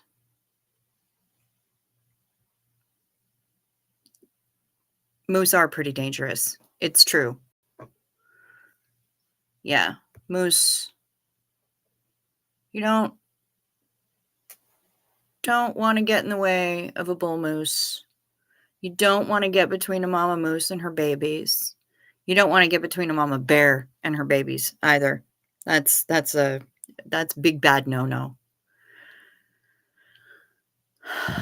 Yeah. Moose are well, and the big freaking antlers that they have are fucking terrifying and can do amazing amounts of damage. You probably can't hug a moose. They probably wouldn't be behind that 100%. They would not consent to that. And also, it would be difficult for you to do that unless you were like 8 feet tall. Moose are fucking big. Like, really big. Tremendously big.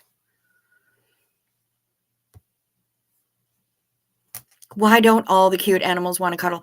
You know what? It's absolutely the same question that I have. If not friend, why shaped like friend? I get it. I want to snuggle with all of them. I am friends with skunks. I love them. I have loved them since I was small. I've made friends with them. I've gotten to hang out with their babies, and mama didn't get mad at all. And they are just delightful. But they won't snuggle with me.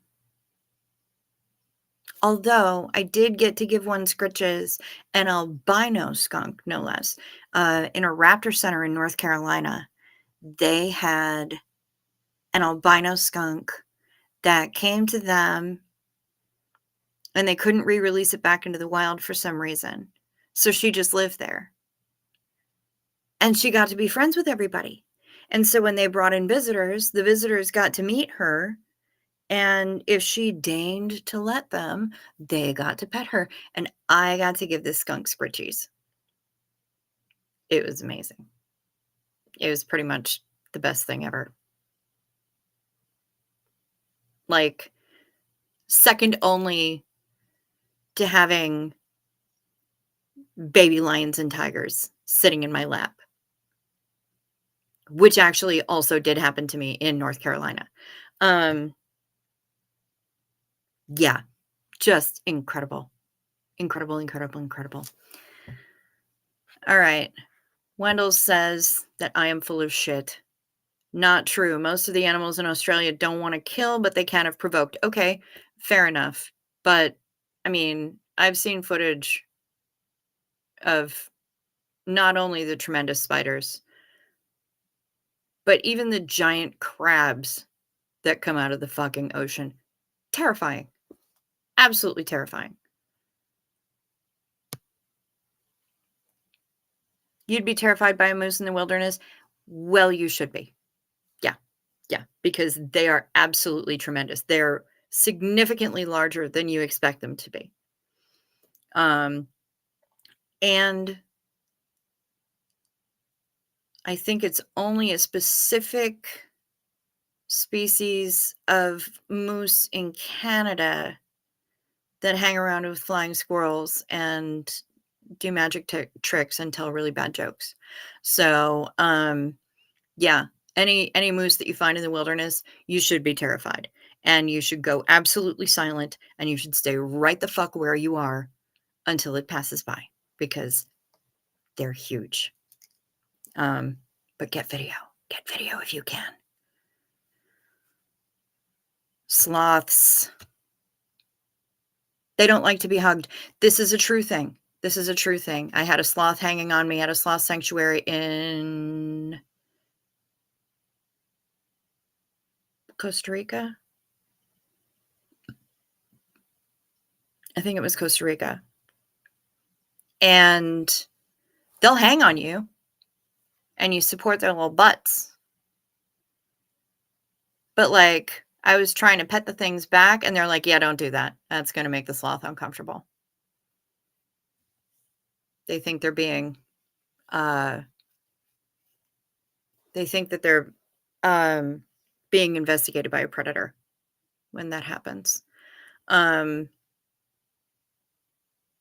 her name was Patricia, and she was very sweet, and she made squeak toy noises, and then she turned her little head in so that she was facing my neck, and she nestled her little face against me and continued making squeak toy noises, not "I'm about to bite you" noises. So that was amazing, and I am not gonna lie, absolutely cried. It was incredible.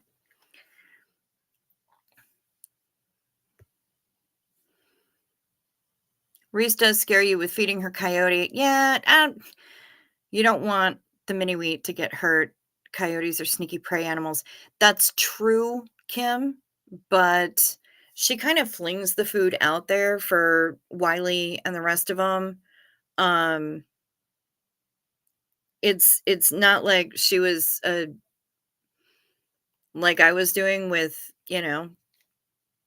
15 raccoons on my porch handing them marshmallows and grapes by hand. She's not feeding Wiley by hand, and so I kinda can't get pissy about it because I'm certain that she's taking precautions. God forbid anything happened to Gertie, and she would be shattered 100%. So, I'm not super worried about it. I think she'll be okay, and I think she's also walking Gertie mostly, when it's daylight. So, I think she'll be okay.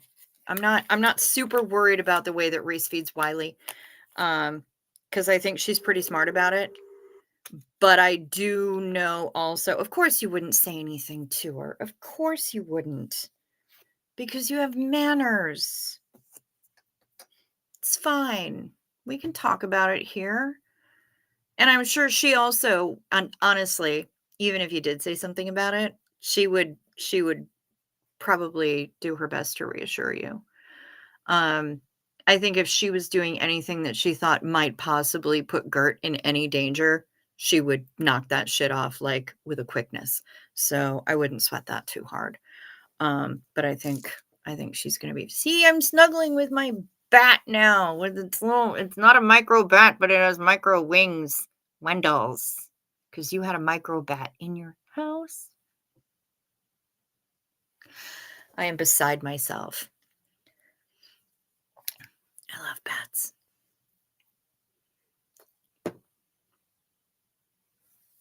Yeah.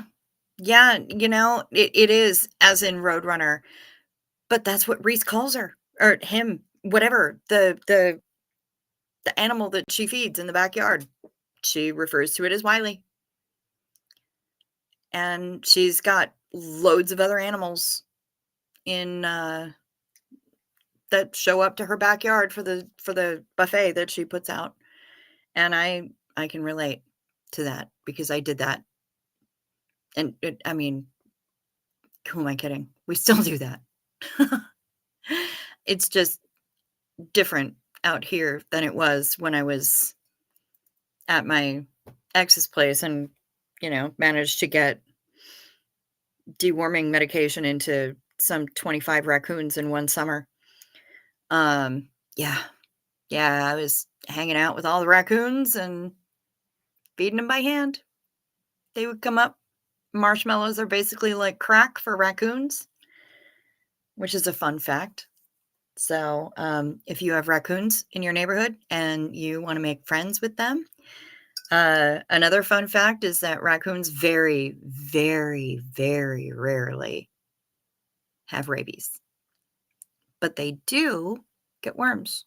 So, you can get deworming medication in the equine aisle of any farm supply store around you if you happen to have one. Put a little dab of it into each marshmallow and make sure everybody gets a marshmallow. Boom. Deworming medication for everybody. And they don't even know it because it all just tastes like marshmallows to them because they love marshmallows. And they love grapes. Raccoons love grapes, and they tip their little heads back when they eat them so that the juice runs down their throat instead of out of their mouths. And raccoons and skunks both like peanut butter sandwiches. And yes, I was that asshole who was making peanut butter sandwiches for the raccoons and the skunks and putting them out every night. Yep, sure did. Sure did that. It's not ivermectin. It's no, it's not that particular horse paste. And it was difficult. It was easy for me to buy the stuff that I needed to buy because it was not ivermectin. Because I was doing that during the time that crazy people were trying to get ivermectin to stave off the panini, the Pandemi Lovato. And this is a parental base, and I'm going to type it in parental. That's the base of the medicine that's the deworming medication that I was told by a wildlife rehabber to use for the raccoons. And it comes in like a big syringy looking thing, but without a needle. It's just like kind of like a caulking gun. CAULK. Thank you very much, perverts. Only it's got the medication inside. It's like a small version of a caulk gun. I see you guys making New Zealand jokes in there. I see you. I see you. Love it. And Amanda. I get the joke. I just don't know whether or not I feel like it's funny. Yes, Kim, people were doing that during COVID. Yeah. Yeah. Horse paste. Because that's a great idea. But yeah, if you use the parental based stuff and you just stick the little pointy end of it into the marshmallows and you give a little squish on the little plunger, all you need is a tiny bit in there, like less than a quarter teaspoon per marshmallow. Give everybody marshmallows. Boom. You've now treated every raccoon for worms. And they didn't even know it, and they were happy about it because they got marshmallows. I gave them marshmallows. I made them peanut butter sandwiches. They like grapes. Hot dogs. Cheap ass hot dogs. Loved them. Absolutely loved them. Went bananas for them. Yeah, I did. I fed a lot of wildlife. And now I'm out here at my folks' place. I'm still feeding wildlife. We have suet that we put out for the birds, and we've got oily black sunflower seeds that we put out for the birds. And then we've got this, it's probably about this big around, and it's about this tall. I'm bad at estimating.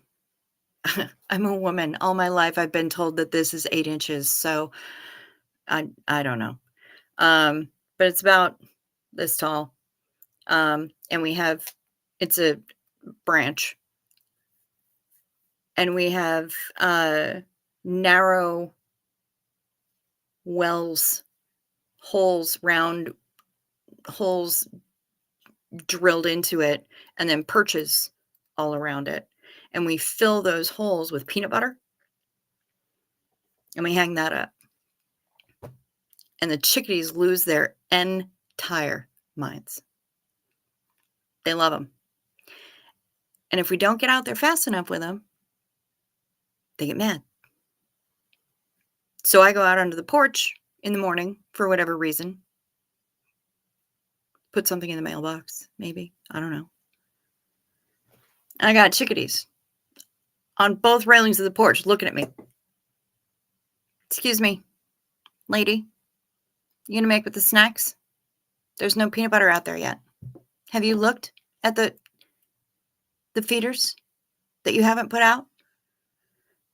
Are you gonna make with some walnuts, like right now, to appease us? Because otherwise, shit's going down. They're ridiculous. They're absolutely ridiculous. At one point, my stepdad was late going out with the food. He's wearing a cap. I have the cutest hat, you guys. I haven't shown you my hat. He was wearing a cap, like a ball cap.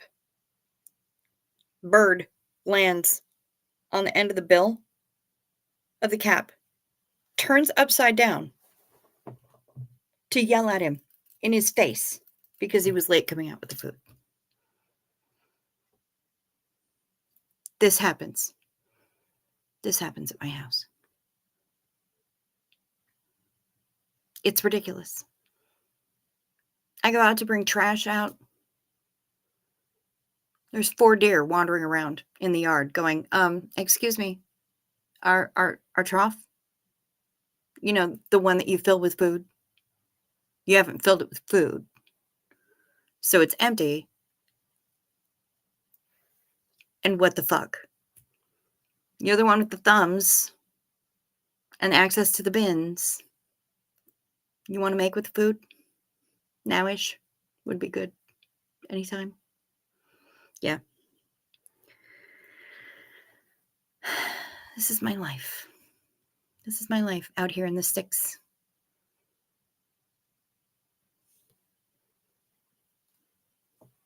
Your brother and sister can't party anymore. They're both in bed, so you're up looking at the stars with your nephews who are now young men. Oh my God, I know that feeling.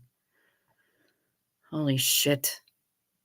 My nephews are all driving cars and having jobs, and they're all 9 feet tall. It's ridiculous. I have to check out Marilyn's penis. It's like 21.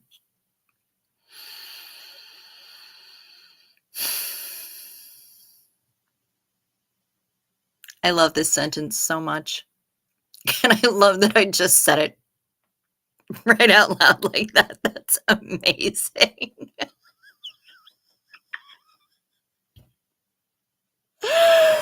Oh my God. Somebody screenshot this shit and send it to her. And all 3 are taller than you. Yeah, I hear you. I hear you. Everybody's taller than me. Well, no. No, not everybody's taller than me.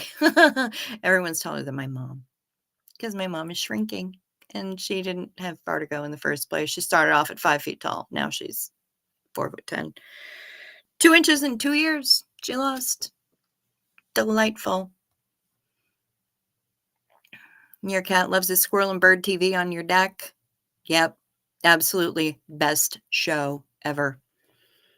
Best show ever. In the summer during the daytime, our cats watch a lot of that show. Mostly the Teenage Blue Jay show. Teenage Blue Jays are just assholes. Absolute dipshits. Oh no, this sounds like the animals are taking control. Yeah, they kind of are. They kind of are. We are at their whim. We absolutely, and I kind of feel like that's as it should be, because I mean, we live out in the woods, and therefore we're kind of taking up their space. We're encroaching on their territory. So if we got to give them some snacks and provide a safe place for them to be during hunting season, so they don't have to worry about getting shot. We don't allow people to hunt on our land. So yeah, it's only 5 acres, but it's 5 acres where they know that they're not going to be killed just for existing. Plus, they get tasty snacks. So, when the crabapple tree put out more apples, way more apples than I can make jam out of or jelly, the apples that I don't use go out by the deer trough. The skunks love them. Skunks eat the hell out of them, but the deer like them too.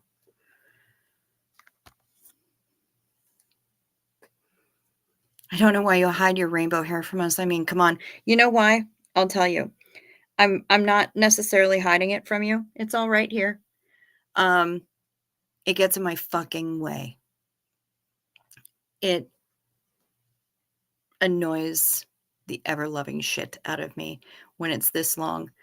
And I have like 3 feet of regrowth. So I need to bleach out my regrowth and recolor things, but I'm not necessarily trying to hide. It just gets in my way, and so I put it back because I want to get it out of my way. But there it is. There's all my rainbow hair. You can see the teal that's kind of hanging out underneath that is bleaching out. But yeah, I'm not hiding it on purpose. I get it out of my way because it pisses me off. So, once I get it back in shape, and looking the way I want it to. I did just trim my bangs though. I had a serious self-care Sunday last week. And I trimmed my bangs, and I did exfoliating, and I did a mask, and I took one of those, oh man, that like sometimes you just gotta have that spa day shower where you're in there for like 8 years, and you do the full body scrub, and you do the hair treatment where you got to step out of the shower for 5 minutes just to let it soak in, and you do all the things. I did that. That was last Sunday for me, and I trimmed my bangs at the same time. So, feeling a little bit better about myself, but I still, yeah, this regrowth is something else, and I need to take care of that shit.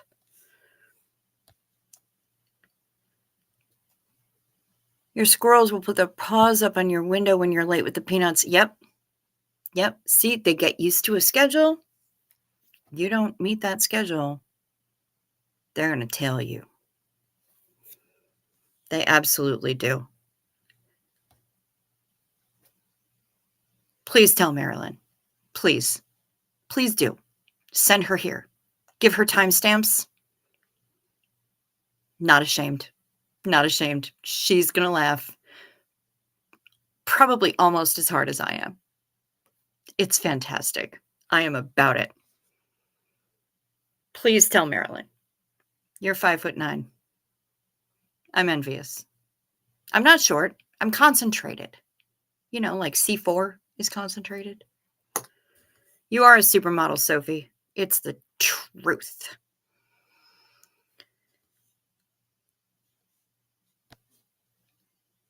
Peggy, that's some funny shit. I hide my hair from you because I don't want to be a guru.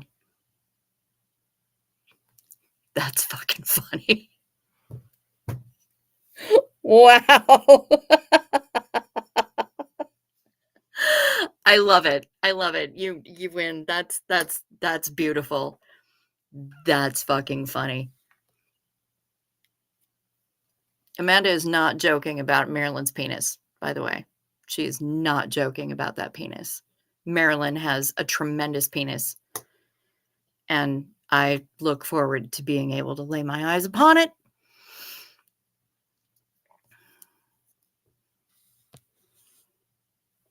Fuck, that's funny. Tall, blonde, blue eyes. Yep, you're a supermodel. That's all we can say, philosophy. And you're all legs.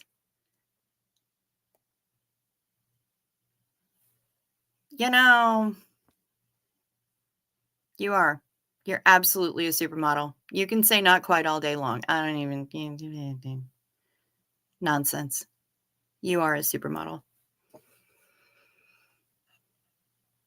Thank you.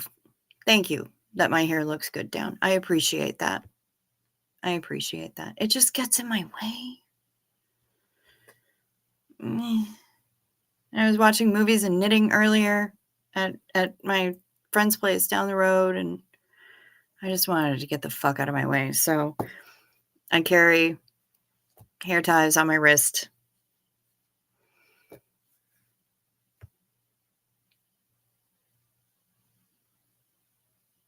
You bet I'm taller than you, Kim? Am I taller than you? Or is philosophy taller than you? Because philosophy is 5'9". We already know that bitch tall. I'm 5'2". I'm not tall. 5'2 and a half. If I really want to get picky about it.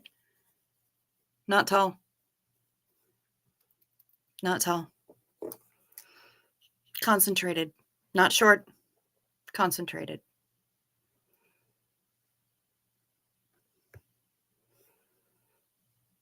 You're not really a supermodel. It sounds like it, but you're not serious. You're not serious that you're all legs. 5'9", blonde, blue eyes. I mean, come on now. You're precious. You're precious. And I want to see photos now. Because I bet you are a supermodel. That's a hard one. Pulling long hairs that got caught in your knitting. Girl. No shitting. Absolutely. 100%.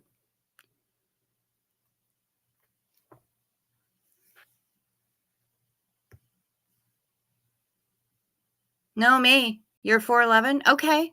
All right. So, Kim, you're taller than my mom. Because she's 4'10". And shrinking. So, there you go. Rock on. You're taller than somebody. Hell yeah.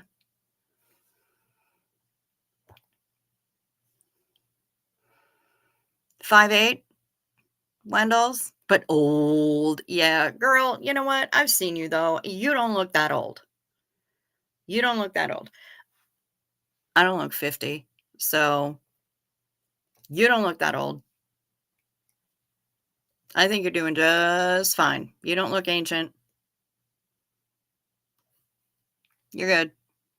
You're good. I wouldn't sweat it too much. And with that comes experience and comes probably a fucking boatload of stories. So, yeah, don't sweat it. Old ass Spencer up in this bitch.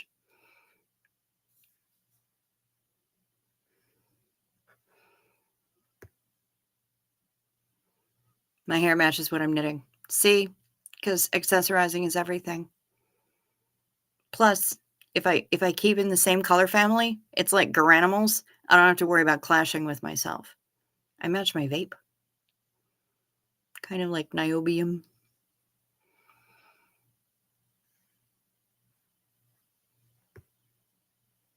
Kim, you're taller than your grandma. Hell yeah. You're taller than your grandma and you're taller than my mom.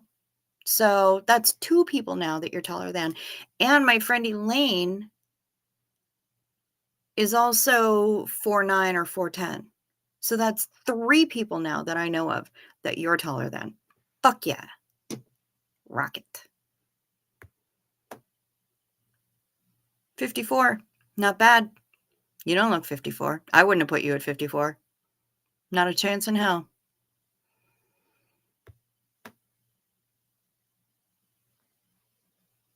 You'll be 54 on Saturday. Saturday week? Like a week from today? 54? We're going to have a birthday party. Hell yeah. Wait, what? Philosophy. Are you just saying this because we're talking about ages and mentioning numbers? Are you being a dirty, dirty girl? I know you're not telling me that you're 69 years old. I know you're not. You're just being dirty. I like that about you.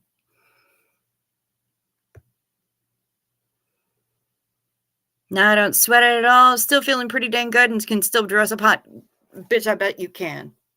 I bet you can. Just from that brief little video call we had the other day. Mm-hmm. Mm-hmm.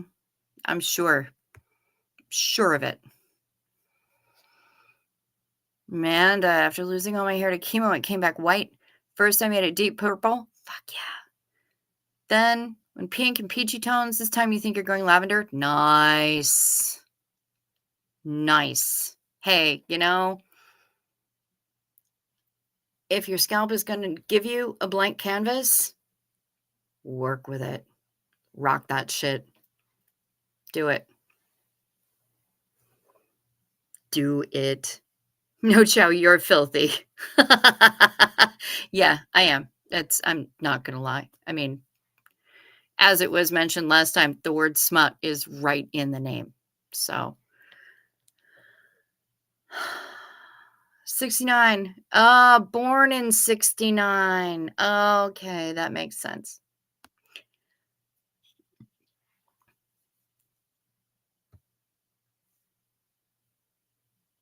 Yeah, I am filthy. Born in 69, being 54 years old. You're 43. Okay.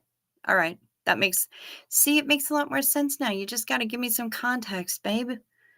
That's all I can, I mean, what did it say? So 69, baby, love it. What? I mean, how am I supposed to take that? Come on. You're dirty. Yeah, lavender. Lavender does sound good. I agree. I think that sounds fantastic. Pastels don't do good with my skin tone.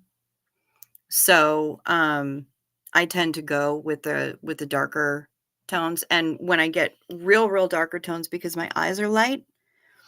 So when I do like really dark blues or really dark purples, or like or even black. I was doing black for a while and it makes my eyes pop. But with this, what I do, I don't know that you can actually see, but I do a lighter blue underneath in the first layer of my bangs, and then I go darker on top, and that also will make my eyes pop. So yeah, I totally do that. But if you can rock those pastels, girl, do it. Because you're filthy, but not that filthy. You're filthy. Dirty. Dirty. I like that about you. It's okay. No shame. No shame in your filthy game. Well, this is fun. I love this. I love this little chat. And now we've been going for almost 2.5 hours. What the fuck? So maybe I should probably shut it down. We're having a good time, though. There is a hair and it's stuck. Okay. See, this is why I don't leave my hair down. It got stuck between my bracelet and my rings. Random long hairs that get trapped everywhere, and it's annoying. Oh, thank you. Geek Vape. Geek Vape, not a sponsor of this YouTube channel, but I love it. This is like leathery here. And this thing, if I don't have brass knuckles or a roll of quarters, this thing will do in a pinch. Simon! Hi, Simon. Oh, I'm so happy. Simon's here, you guys. Simon from Borderline What? Hi, Pumpkin Muffin. How are you? Oh, I'm so good to see you here. I was wondering who we had been sitting at like between 5 and 7 for so long that I saw it pop up to 8 and I'm like, who the fuck is in here? It's our Simon. Hi. Hi. Yay. Oh, what a good time. It's morning where you are. What was I trying to hit here? This is what I was trying to hit. Philosophy, your hair is at your waist. It gets everywhere. Yes. I used to have hair that fell to about mid-thigh. Once I got it cut, I was never going to have hair that long again. And so this is actually really long for me, and I can't stand it. I can't stand it, but I can't cut it short right now because now it's fucking winter. And if I cut it short, my head will freeze. It's almost 6:30. You're going to try and sleep. Good job. I wish you the best of luck in that. I've taken my night meds and I'm still fucking wide awake, so that's annoying. But sleep sweet, Kim. And thank you so much for joining us. It was fun. I gotta tell you, Simon, we have been having an absolutely ridiculous time. You have a story. You guys, Simon has a story. I'm super excited about this. Yeah, I can knit a hat, but I have hats. I forgot to tell you guys. I have an amazing hat. I told you, but I didn't show you. You guys are gonna love this. I love this hat.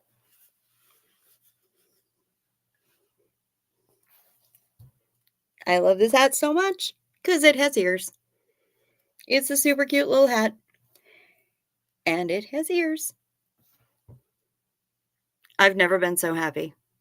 I love this hat so much. It just makes me smile. Walking around knowing that I have goofy ears on the top of my head. Ooh. Simon has a story for us. That is a relevant question. Love it. Is it a story about snail nipples? Because that's the kind of shit that we wind up talking about here. I don't know what to tell you, bro. We're kind of a mess. We're all over the place. But I do want to hear your story. Tell me your story. Isn't it cute? I love this hat. I'm a little obsessed with hats, though. Like my going outdoor hat, my beanie. It's my outdoor hat. Crooked, but yeah. I'm ridiculous, guys. I am ridiculous. Yes, I'm 50. But that doesn't mean that I have to be annoyingly old about it. My mittens for this year are these. They have little claws on them. They're made of felt, but, so they're not like claws, but these are my these are my mittens for this year. I'm ridiculous, and now you know.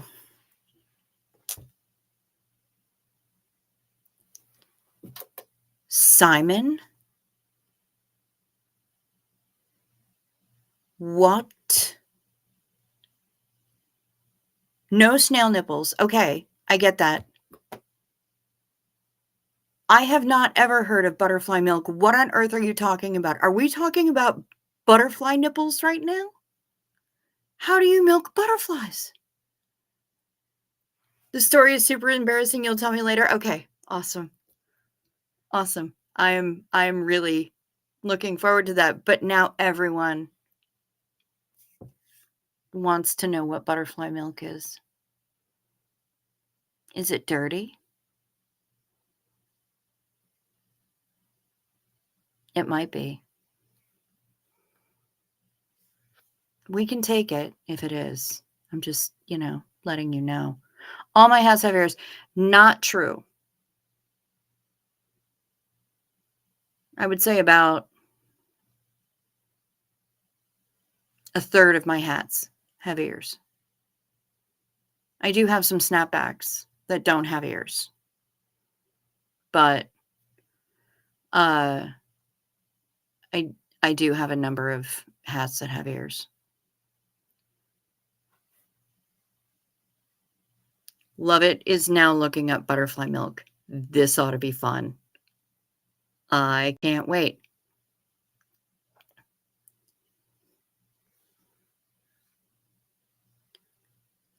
It's so nuts. Look it up. It's milk from butterflies. Butterfly nipples, y'all.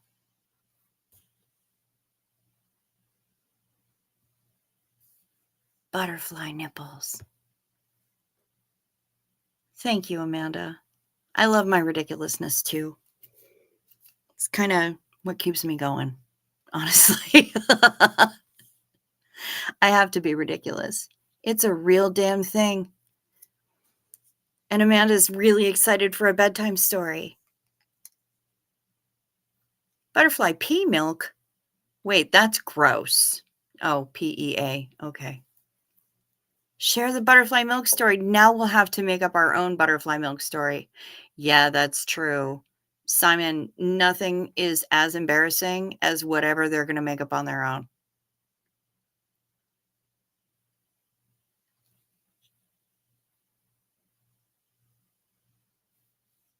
Butterfly pea milk. When you just say it, it sounds disgusting. When you read it, it looks mildly less disgusting. But I did have a cocktail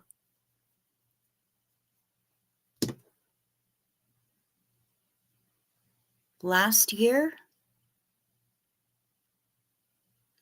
that had butterfly pea, as in PEA, like right there on the screen, had butterfly pea nectar in it. So that, and of course, we kept making jokes about butterfly pea in the beverage. Butterfly pea milk. God, that sounds disgusting when you just say it.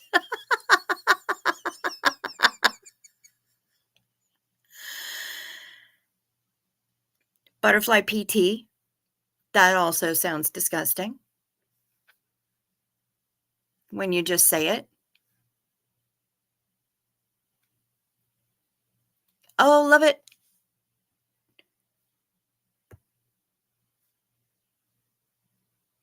Your eyes are closing. Okay. Love you back. Sleep sweet. Thank you so much for joining us. I'm so glad you were here.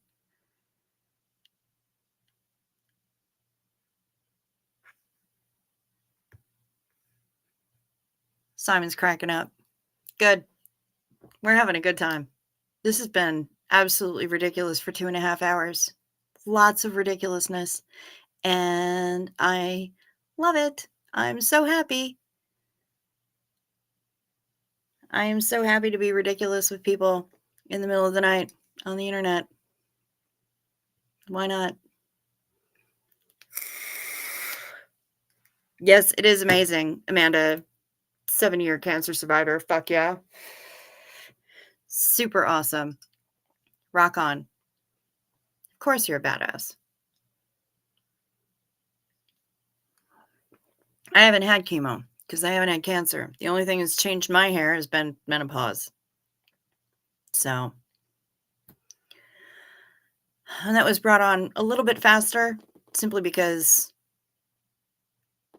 I turned my uterus into a uterus about 6 years ago. So, yay, surprise stream. I just got a wild hair up my ass. I didn't know, I have been bitten apparently by the YouTube bug, and I don't know what else to do. And I don't really have topics. So I just hop on and see who shows up, and then we talk about randomness. And it works. I don't know. We have a good time. Gonna be fucked up about this butterfly pea milk for a long time though. It's gonna be challenging. But I have my squishy bat with his little tiny teensy wings. Just the cutest little wingies. Wigs with hot flashes? Yeah, no fucking way, Amanda. You're a stronger woman than I. I can't even imagine. I occasionally wear wigs. Not super often. Usually for Halloween. There was the one year I dressed up as Pam from Archer. If you're familiar with the show Archer. I went as, not just as Pam, but as Fight Club Pam. And then there were 2 years in a row that I went as Richard Branson. Because I was on his cruise line. So I figured I may as well dress as him. It was pretty awesome, honestly. My Facebook profile photo. Yeah, Sophie, you've seen it if you're still here. That profile photo on Facebook, the guy in the photo is me, actually, because I'm dressed as Richard Branson for Halloween. But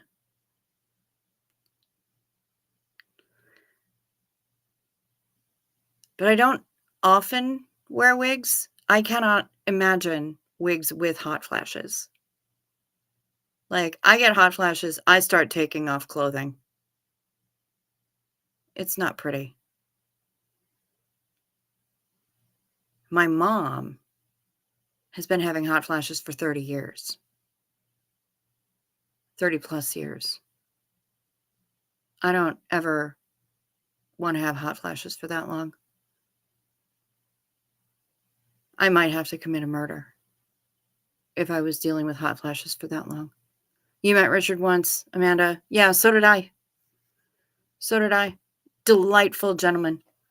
Not this past Halloween, but the Halloween before, actually. I met him on his ship when I was dressed as him. So that was mildly awkward. But he was a gem. He was absolutely delightful about it. We were arranging a wedding proposal for a couple of clients. Our client was bringing his longtime girlfriend on the cruise and wasn't planning on doing anything for Halloween, but he was planning on proposing. So we packed on Halloween costumes for both of them and all kinds of shit on our own Halloween costumes and everything. And then Sir Richard happened to be on board. So my business partner at the time, the day that we boarded, we were on, like, deck 6, and I saw him go by, and so I tagged my business partner, and I'm like, Branson just went that way. Go." And so she went off and made contact with his handlers, and we kept in touch with his handlers and managed to arrange that he was gonna do the proposal on Halloween, and we met up with Richard. I met up with Richard outside the casino, or in the casino outside the nightclub, because the hallway to the nightclub is where we're gonna do the proposal, because the hallway to the nightclub is this beautiful mirrored thing that's just stunning. And I'm dressed as him, and he's dressed as a pirate. Fucking ridiculous. And so I go in with a little pillow with a plastic octopus named Inky, and the ring was on one of Inky's tentacles. So I go in dressed like Richard Branson with the ring on the pillow. Branson comes in behind me, looks at me, is like, "I got this," takes the pillow from me, and approaches the couple as and so he leans over to the bride to be and says, "Did you say yes?" And she's looking at the pillow and hadn't even realized yet that there was a ring there. And she screamed, and it was amazing. And so hugs all around, and he gives her a kiss on the cheek. And then he comes back. And as he comes back through the hallway, he grabbed my face with both hands, gave me a big smile. He was lovely. He was absolutely delightful. And when he heard about what the plan was and that I was going to be dressed as him, he thought it was absolutely hilarious. So he was behind it 100%. And yeah, that was a good time. That was a good time. The things we do for our clients, you know? All right. Amanda. Let's see what you got. You were on a Virgin flight from London to New York City. Oh, God. Yeah. Virgin Atlantic is amazing. It was late, and there were 2 other late flights. I got shoved on your flight, too. Then as we're in the air, he shook everyone's hand. So sorry. Nice. Nice. Good on you, Sir Richard. I approve. Yeah, he was lovely when I met him. I'm glad to hear that other people have had lovely experiences with him as well. Yeah, I've always been a big fan of his airline. When Virgin America was flying, that was always my first choice of airline in the US. And I'm a heavy, heavy supporter of Virgin Voyages and of Virgin Atlantic and of who is it, Virgin Australia? Or is it all just under Virgin Atlantic? Either way, I approve very strongly, and I will always tell people that that is a good product. And knowing that he's a genuinely nice human being is also, that's a pretty big bonus in my book. That makes me pretty happy. So, yeah. Good. Well, I'm glad you had a good experience too. That helps even more, because it means that the experience that I had with him wasn't an anomaly. It wasn't just, he was on a ship and it was Halloween, and so he was trying to play nicey nice with everybody.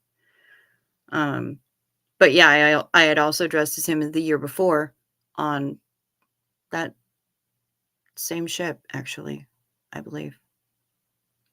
Pretty sure it was Scarlet both years for Halloween. And everybody recognized me as I'm walking through the ship. They're like, hey, boss, how's it going, boss? Can I have a raise, boss? It was very, very funny.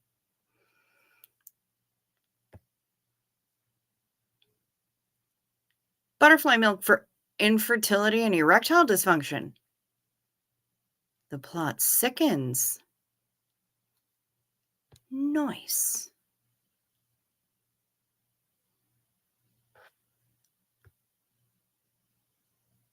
One of your best friends worked for Virgin before the pandemic. For Virgin Atlantic or for Virgin Voyages?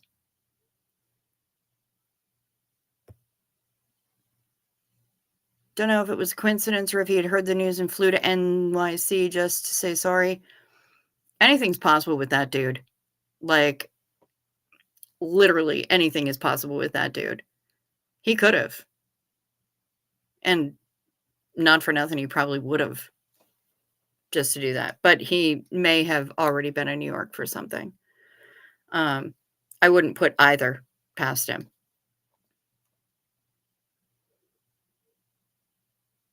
Oh, for the airline between Australia and LA? Is that what you're for his airline? Did she like it? Did she like working for Virgin? I mean, all of the crew that I've talked to on the ship seem to really enjoy it, and they say that the company takes very good care of them. So I kind of hope that they take care of their flight attendants and their flight crew the same way, as well as they take care of their ship crew.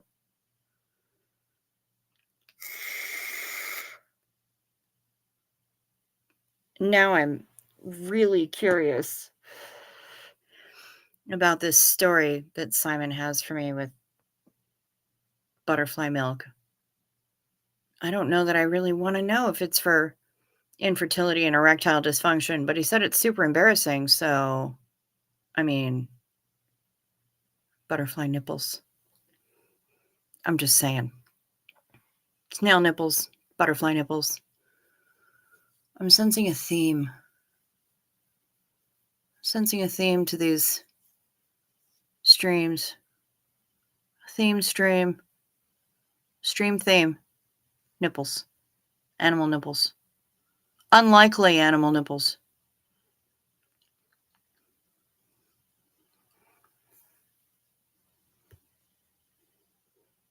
He liked it. You met him in LA.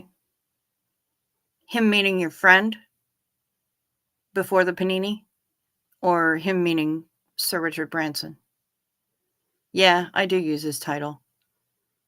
Kind of a ponce like that. You're tired now and you hate grammar mistakes? It's okay, Peggy. You corrected it. We're not mad at you. I knew what you meant. I'm anal retentive about, and I fucking put the hyphen back in anal retentive when it comes to spelling errors. You can ask Simon. We're on WhatsApp all the time, and I'm constantly correcting myself when I spell something wrong or when autocorrect kicks me in the ass. Branson was your arch enemy when you were in Formula One. He was your main competitor. Yeah, I suppose. Yeah, that makes sense.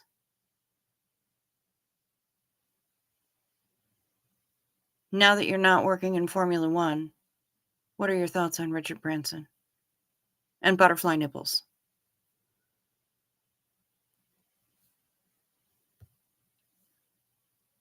Maybe it works for boners. Yeah, and butterfly milk.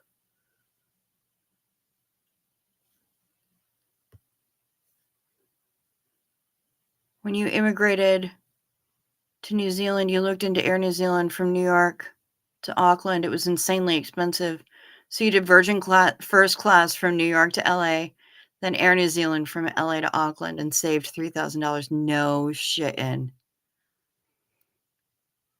Plus, Virgin first class is no fucking joke, man. Their upper class is astonishing. He's a good guy, though, you're saying, Simon? Don't know much about him, but he was always polite. Yep. My experience was lovely with him, and, if he's gonna go around shaking the hands of everybody on the plane to apologize for schedule fuckery and flight cancellations and delays, that's a pretty stand-up dude right there. I definitely like this Simon guy. Yeah, for sure, Amanda. No, Simon's a gem. He's an absolute gem.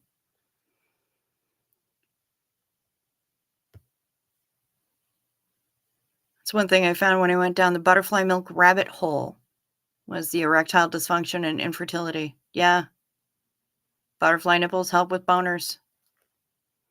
Who knew? See, we learned things tonight. Isn't it great when we can learn new stuff?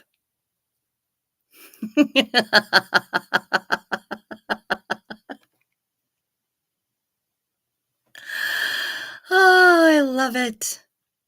I love it. All right. 2 hours and 50 minutes. Fuck me dead. We've been going on for a while.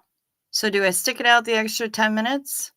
Or should we call it quits? What do you think?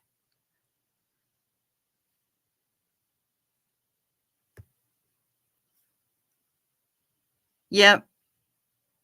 Yeah, Simon did try oysters recently. It was not a match made in heaven. That was not good for him. I don't mind them. They're supposed to be an aphrodisiac, and I can't really see that. But again, as I told Simon, I've had worse things in my mouth, and that are supposed to slide right down my throat. And the oysters don't leave anywhere near the aftertaste as the other things have. So, not upset about oysters. Everything philosophy's ever heard about Richard Branson is that he's really professional and nice. Yeah. Okay. Good. Well, that tracks. That tracks with my experience. You're going to head off, Wendell. Need a shower, then bed. Got to be up early. Ew. Been a good giggle tonight. Yeah, it has been. It has been. Thanks for showing up. Be careful when milking your butterflies. Yes, their fluttering wings could knock over the milking bucket. You're absolutely right. Look at you with your practical advice. You're amazing. Thank you, Wendell. You have a good night. Sleep sweet. Yeah, I don't mind oysters. I don't mind oysters, but again, like I said, I've had worse things in my mouth. If you smelled oysters on a chick, it wouldn't turn you on. Just saying, well, yeah. Yeah. I don't know why they're supposed to be an aphrodisiac, but that's ancient wisdom. That oysters is supposed to be one of those things that are supposed to work as an aphrodisiac. It doesn't do it for me. I just don't hate them. They don't work for me, but I don't despise them. I'll eat them. Little lemon, little hot sauce. I can roll with it. But they're not going to get me going. So, I don't know.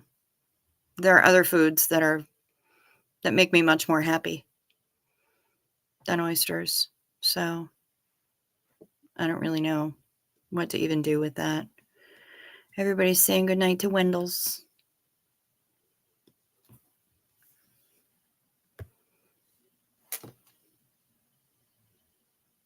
Really?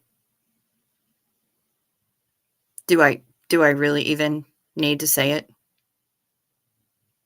I think you know. I think you know precisely what I'm talking about. Because you're filthy. Yes, you are. I adore you, Sophie. You're just the best.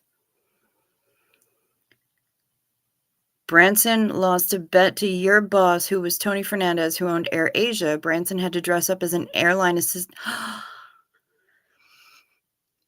I could see him doing it, too.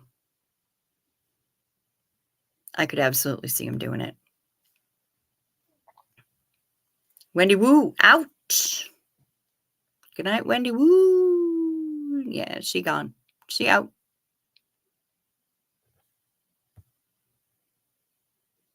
There's pics online. Just type Richard Branson, Air Asia bet. Okay. Nice. Nice. I fucking will. I'm writing that down. I've been taking notes. I've been taking notes.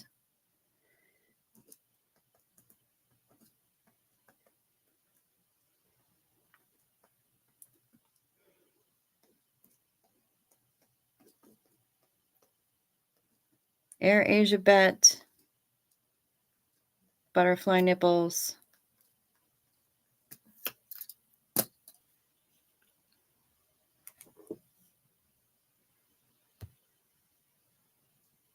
Oh, I know you know. I know you know. Uh-huh. Trying to play coy with me.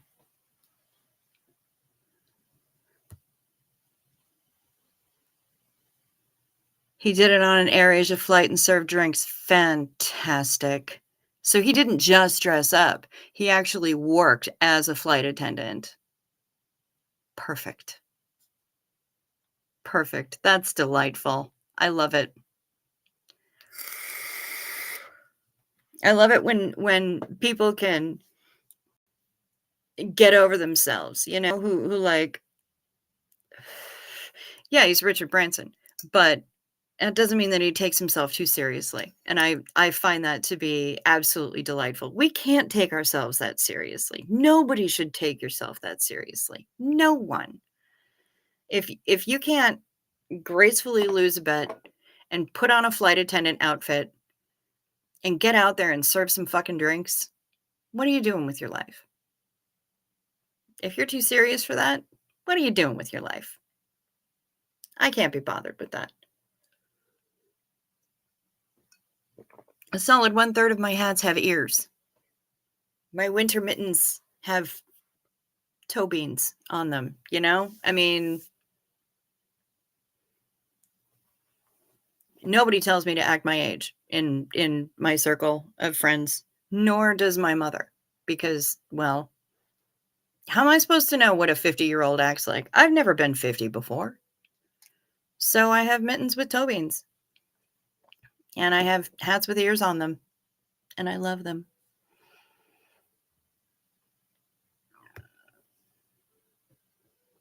It is absolutely filthy in here. In the best possible way. And well, that's the kind of fun, filthy atmosphere that I hope to encourage wherever I am, really. You could do that. You love being a host. I'm not sure that I could do it at 30,000 feet. There's a lot you have to take into consideration at that height.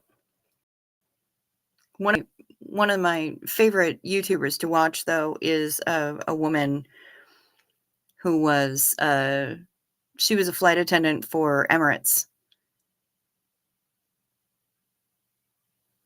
Jesus, behind the couch, the stories that this woman has, and she's absolutely delightful, and she tells them all over YouTube, and I love her. What's the time? It's almost 6 a.m. here. It's a minute before 6 a.m. That's what time it is, Simon. It's 5:59 a.m. And if we keep going for one more minute, then that'll be a solid 3 hours. I think that's pretty good, honestly. Just been chatting.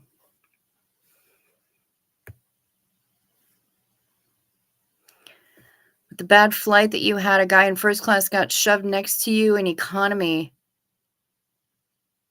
but Richard gave him triple miles and a limo pickup in New York. Nice. Nice. Very nice. When I flew to South Korea, I flew in economy, but I was on Korean Air. And I'm not tall, so I actually had plenty of legroom. The food was amazing. The service was incredible.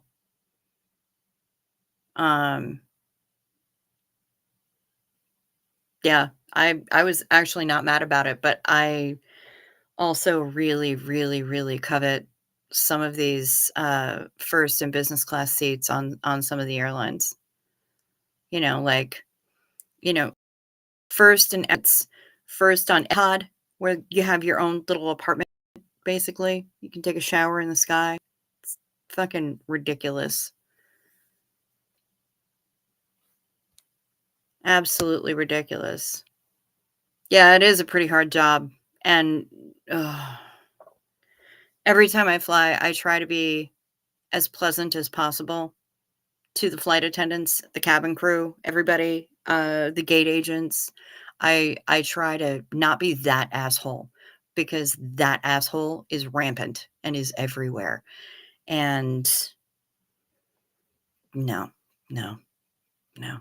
I've seen some disgusting, disgusting airport behavior in my time and airplane behavior in my time, and I never want to be that guy. You wouldn't want to be a flight attendant. You wouldn't want to fly that much, but you could do it. Yeah, the thing about I do wanna fly that much, actually. I would love that. Um, but it plays hell with your skin. It's so drying on your skin. I can't imagine the amount of extra moisturizing that I would have to do.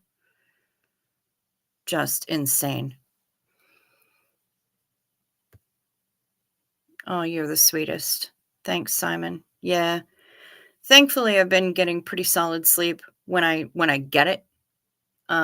It just takes me a long time to get there. Takes me a long time for my brain to shut the fuck up and leave me alone and actually let me sleep.